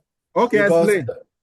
your ontology is your maybe your beliefs about the nature of reality, and that will actually inform what you want to study and why it is worth studying. You see, You just explain. You just restated what is there. You didn't explain it. I'm saying An that explanation. when we say ontology, so use your research you did at the PhD level. You can use that to study. You did a mixed study, right? Yes. So let's try to use it to explain. I think that would make sense.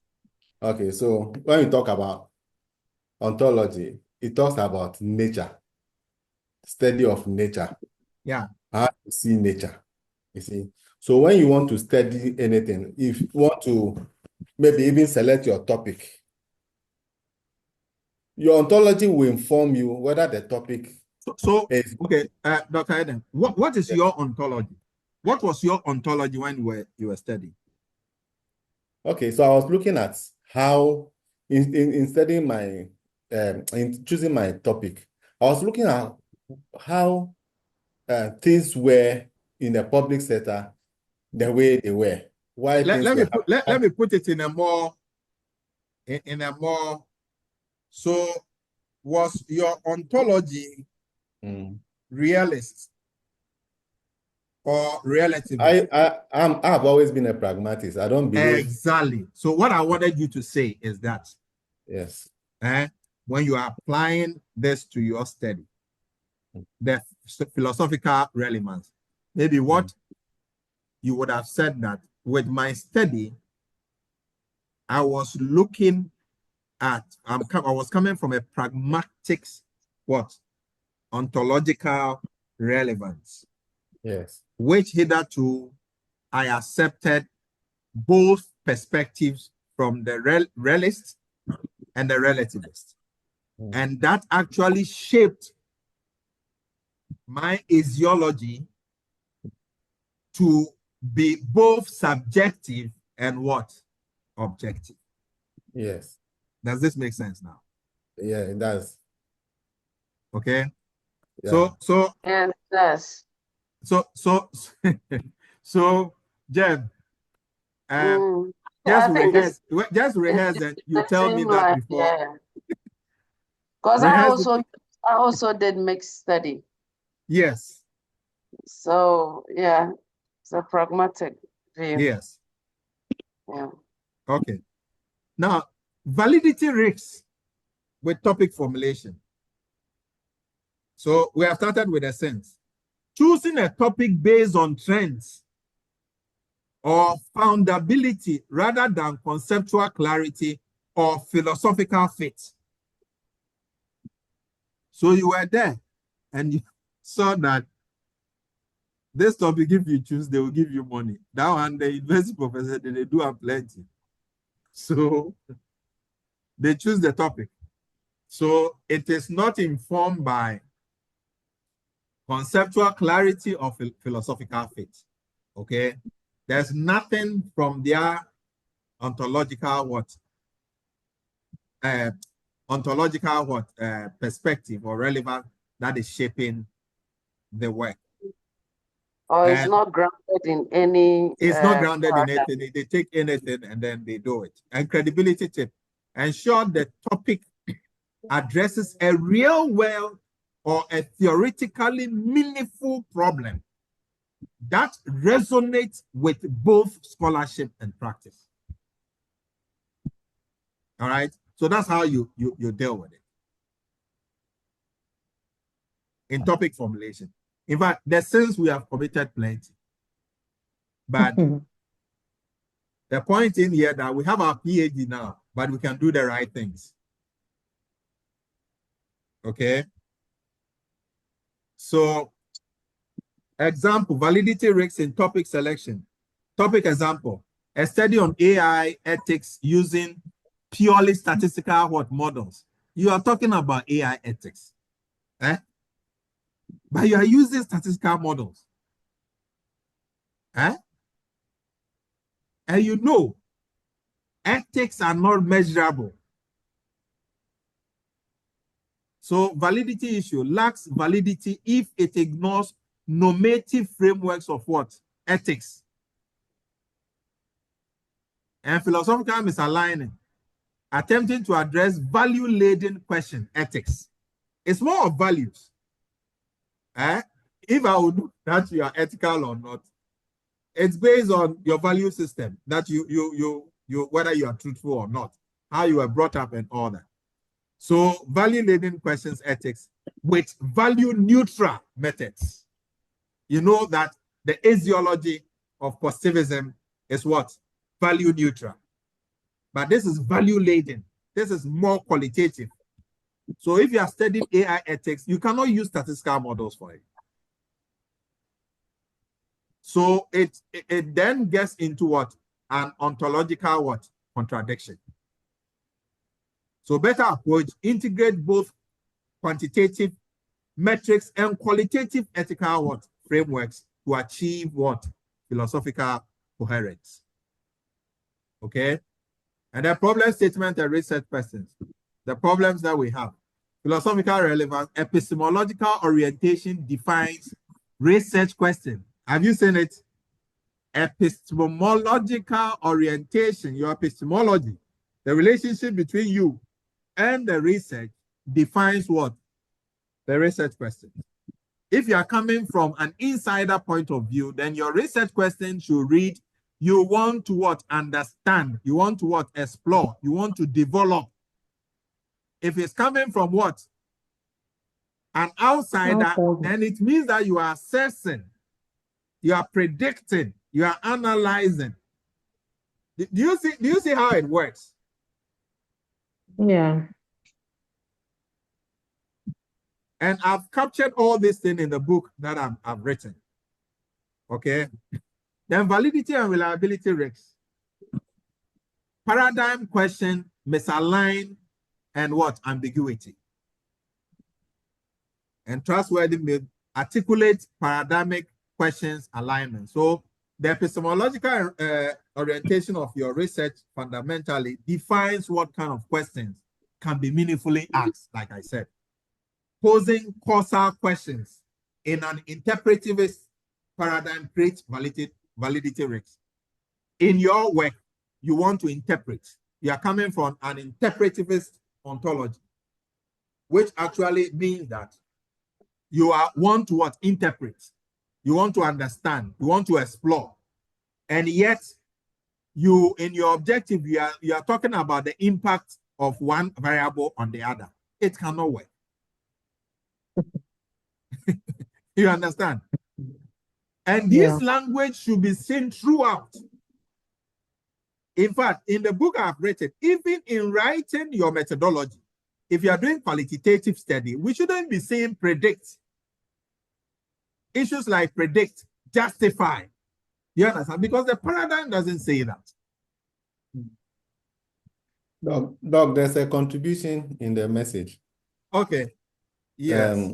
I think Dr. Edu has epistemological provide knowledge. Ontological checks if the knowledge exists or not, and easiology checks whether it's wrong or right. That's moral, values. I think I like that. That makes a lot of sense.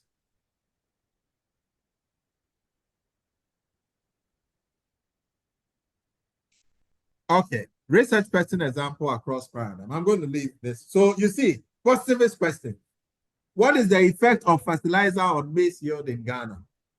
It seeks quantitative validity and reliability through measurable variables and controlled conditions. Interpretivist question. How do smallhold farmers experience soil fertility challenges? Have you seen the difference? Hello. So establishes credibility via thick descriptions of lived experience. So this one assumes multiple realities constructed through social interaction and meaning making. And this one assumes objective reality that can be measured and manipulated. Okay. So literature review. So Dr. Michael, yes. In this instance, the validity and reliability that was mentioned was on the method, right? Yeah, okay. So you see that on the method. So you see that in the interpretive question, you didn't see validity there. Have you seen it? Credibility. Yeah. So it's on the method. It's good that you are seeing this. It's taking some of us years to understand this anyway. So literature review, philosophical alignment. So it goes through the literature review. And let me say this. Today, Dr. Richard is also here, and then some few other people are here. I said that the PhD we did, that we have undergone, the bit that makes us the PhD holders is actually not the research that we have done. We are being indoctrinated into the philosophy of science so that we'll be exposed to this worldview of knowledge and to apply this knowledge in our scientific study. That is why we are here. So forget about the research you've done. The actual work is that you will formulate your own worldview based on your own easiology, which will be linked to any of the paradigms that exist. And that should drive your research and your discovery. Once you get into this space, it helps you to always ask the question, why? Because I said that at the degree level, we ask what. At the master's, we ask how. But at the PhD level, we ask why. And that we don't take anything they tell us hook, line, and sinker. Because in reality, there is no single truth. You understand? In reality, no. Because philosophy of science will tell you. Let no one come and tell you that I'm giving you a drug and there's no side effect. It is not true. So that's how it goes. Oh, this thing, there's no, you don't have any. Oh, trust me 100%. You are a philosopher. You understand? You should know. So this is where we find ourselves. And we should ground ourselves in it.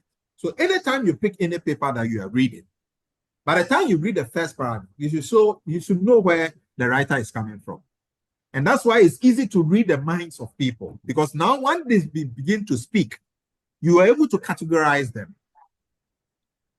You understand? So somebody comes to you and whilst he's speaking, he said, Doc, the way things are going, I believe that things will work. I mean, things will work for us. I believe I have a positive view that God day things will work. Once the guy begins to talk about belief and other things, you know where he belongs to. Another person comes and say that, boss, yeah, we need to work things out. I mean, we need to develop a strategy, work assiduously, have targets and all that. You know that the guy is coming from a different perspective. You understand? And another person comes and says that, boss, yeah, things will work out. But whilst we set targets, Charlie, we need to be prayerful because things are not really what we see. You know where the guy is coming from. Do you understand what I'm saying? So that's how you view people. And that's why you read the minds of people from this perspective of philosophy of science. So let's take note of that. In philosophical literature review, the review must reflect epistemological alignment. All right. Are you seeking universal laws, theoretical lenses, or emancipatory technique? All right. If universal laws, if theoretical lenses and emancipatory technique, are you coming from an insider or an outsider?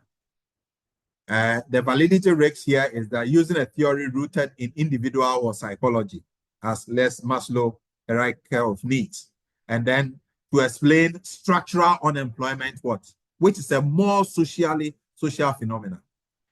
The individual psychology is Maslow, but what you are talking about is unemployment problem. You cannot use Maslow hierarchy of needs, which is more individualistic, and apply it to a more macro, level. It won't work. So the reliability risks you have is borrowing models without adapting them to local or disciplinary context. And we do that. You see that we use theories that apply to our study. That theories has no connotation to our study. All right? And that will risk that. So if you want to go through trustworthy move, then you clarify the purpose of the theory. And that is why when you are doing theoretical review, you have to justify how the theory aligns with the study. Why this theory aligns with the study. Theory alignments. And when you pick a lot of PhD works or even publication, you see that the theory they are seeking to use to explain either is too big for the study or it has an outsider. It's more interpreted into a macro environment rather than a micro environment, but they are using it. All right. So these things has to be done. So literature review subsections, we have the model specification. If you are using model, you are more of positivist. Theoretical review examines existing theory frameworks, their strength and limitation, position, parents, research within theoretical tradition, and then debate. Conceptual framework synthesizes key concepts and their relationship create a visual and narrative map of how concepts interact within the study. But if you are doing model specification, you are purely going through hypothesis. And this model could be what Cynthia did, use general moment model, GMM, right? And stated a mathematical, model. It could be a multi-regression, multinomial regression, or whatever model they want to use. I would like to end here. So the theory purpose across paradigm. So for the positivist, theory testing or variable operationalization, it seeks to confirm, refute, or extend existing theory models through empirical testing. That's what positivists do. Now, the constructivist, sense-making and framing.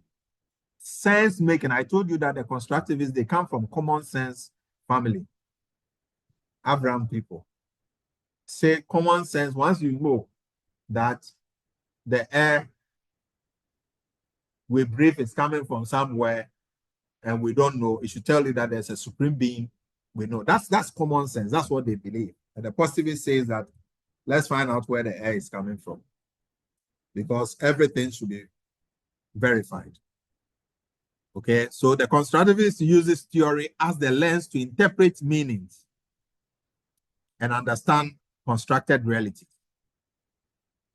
Then the critical guys, they do problemization or problemizing dominant discourse.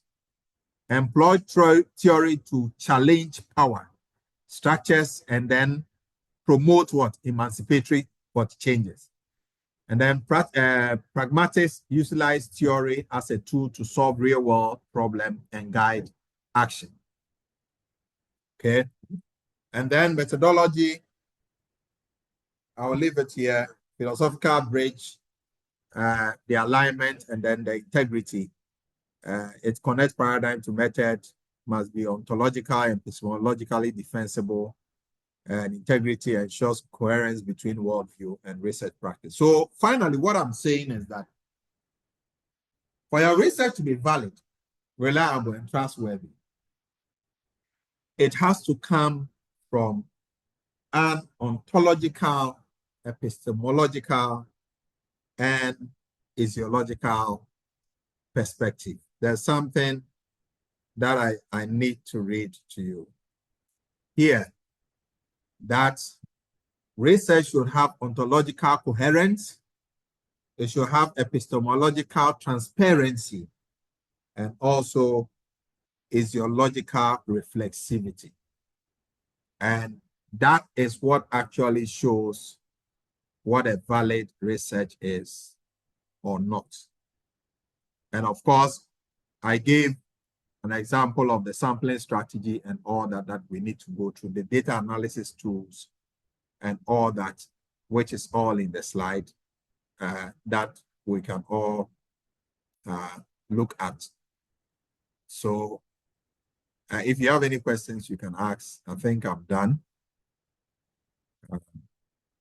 You have quite some number of slides to go through. These are all knowledge that you can consume. So if you have any questions, you can ask.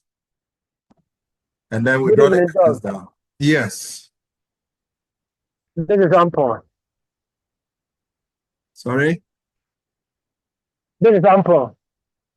Ampon? Yes, sir. Oh, hey. Richard, I even forgot about it. Sorry. Yeah. Doc, a quick one. Today, one for our first quarter PhD discussion with our supervisors and other doctors. Can you first of all just introduce yourself briefly? They know who you are.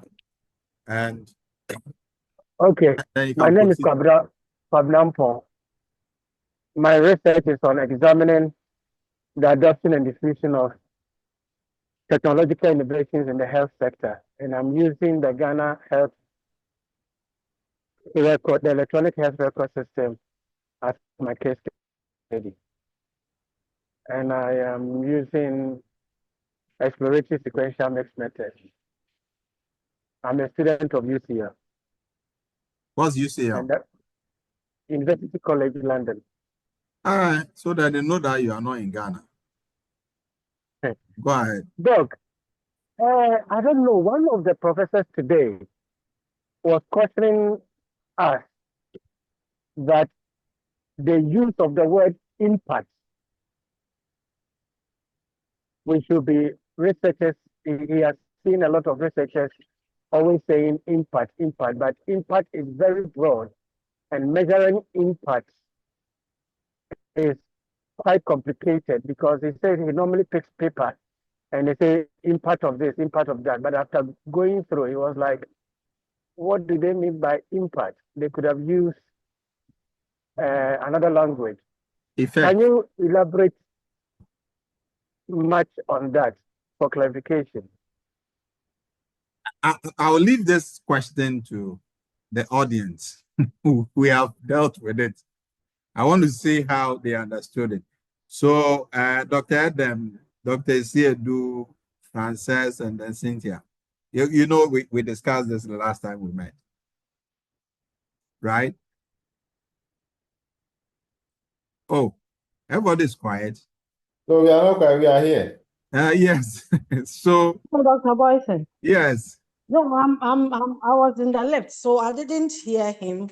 No, he talked about the use of, one professor pointed out the use of impact. And most times they use this in research, but most times they are not actually measuring impact.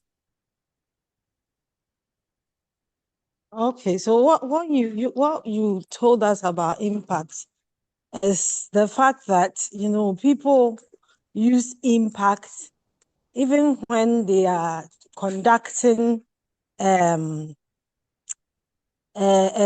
cross-sectional, they are using a cross-sectional to do their research. They are using cross-sectional design. Yeah, okay. Yes. They are designed to do the research. And you said that impact means that there's something that is impacting on another.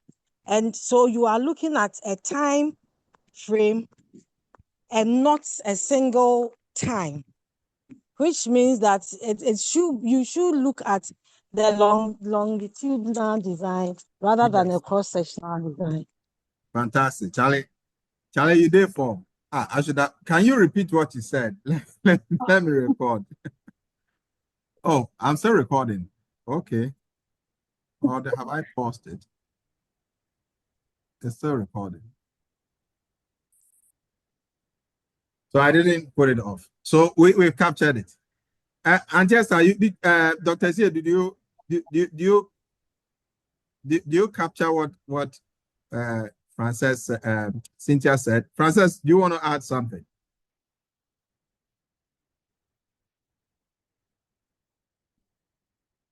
Or Dr. Adam? So, Ampo, are you there? No, I align with Cynthia, so it's all right. Me too, I will align with her, so that I won't talk. Okay, I also do. Dr. Sia, do you want to say something? I say I also align with her. Okay, so Ampo, see these research designs. These are more. Have you seen it? We have descriptive, we have correlational design. In fact, your professor gave form, to be very honest with you, because you have few professors who probably will have this mindset. So what your professor is saying is that he is also worried there are a lot of studies in there that people, like what you did, you came to collect one-time data, and you are saying that you are measuring impact. Impact, there should be pre and post, right? So if I want to measure impact, it should be more of a time interval study. All right. So those who use panel data, they can say that they are measuring what? Impact. But even that, let me tell you the truth. It is, and I give you an example. It is not easy to measure impact. Do you know why? I want to copy our normal equation. And because you asked this question, let me add a new slide. Because you asked this question, we have something like this. Forgive me. I hope what I'm A plus B1 X1 B2 X2 B3 X3. Then we have something we call the error term. I think we are all conversant with this equation. Hello? Yes, sir. Now, your Y is your dependent variable, is the outcome variable. Your A is what we call the constant. All right? In economics, they will say it's autonomous consumption. Whatever happened, this thing the constant will happen. Whether you earn income or not, you will still eat, isn't it? So eating is constant. Now, the B1 is the slope of what? The X1. In normal equation of a straight line, we say it is what? This is the slope, or we say it's the gradient. All right. When we're doing P2, we say gradient. Okay. So B2 is also the slope of what? X2. B3 is also the slope of what? X3. Then it goes on, and then we put this thing here as the error term. Right. Now, what we are saying is that these factors, X1, X2, X3, they predict what? Y. Right? Okay. They predict what? Y. Now, the error term here means that these predictions that we are seeing, there is unaccounted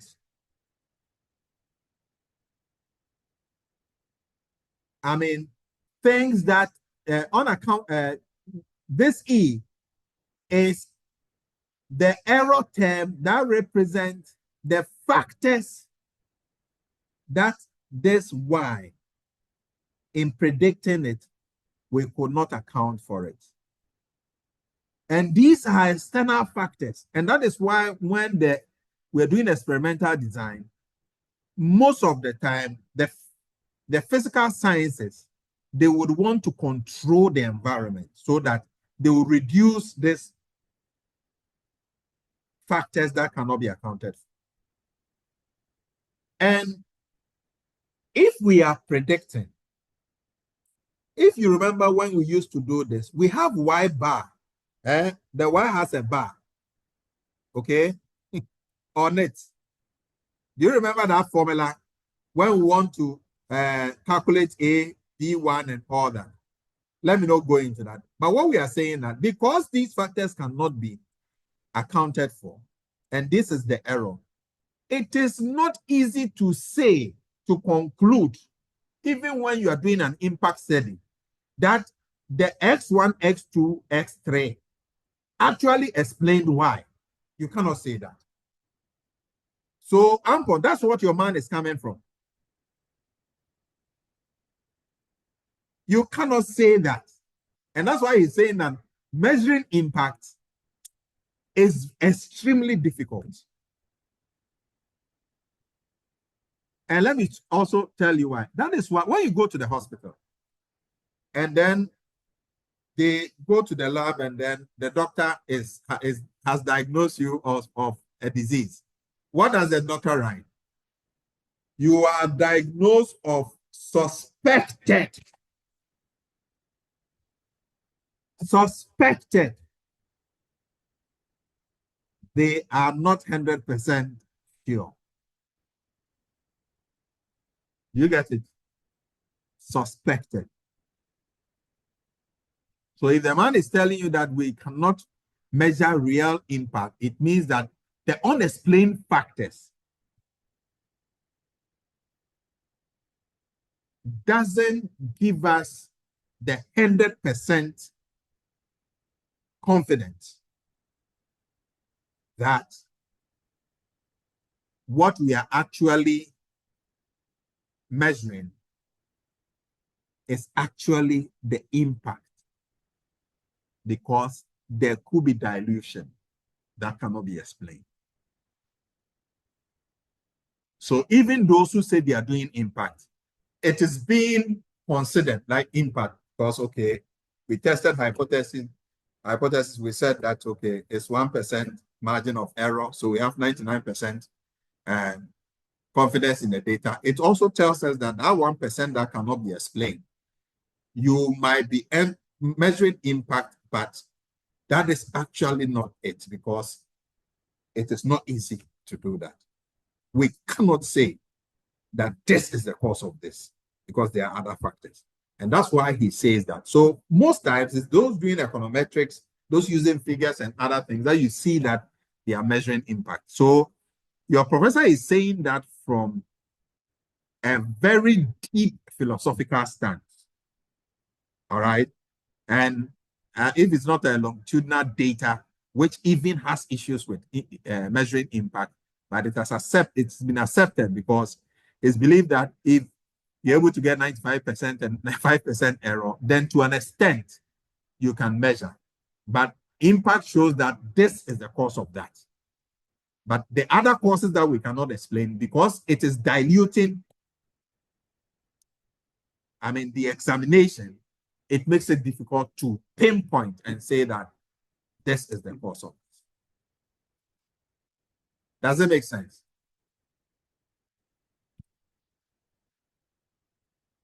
So there are many articles that we've written, those time, effect, impact, and all that. Maybe moving forward, let us not sin anymore. Let's do the right thing. Okay, so let me leave your concluding remarks. I think we draw the curtains down for today, but there will be another symposium where we'll treat philosophy of science as a main subject, cutting across all the disciplines, physical sciences, the biological sciences. In fact, those ones for the engineering sciences and then those in IT, very, very interesting. Very, very interesting. Yes. My brother is here. I want to say hi. Your friend. Big boss. Hello, Chief. Oh, grace abounds. And you, sir? I'm doing well, boss.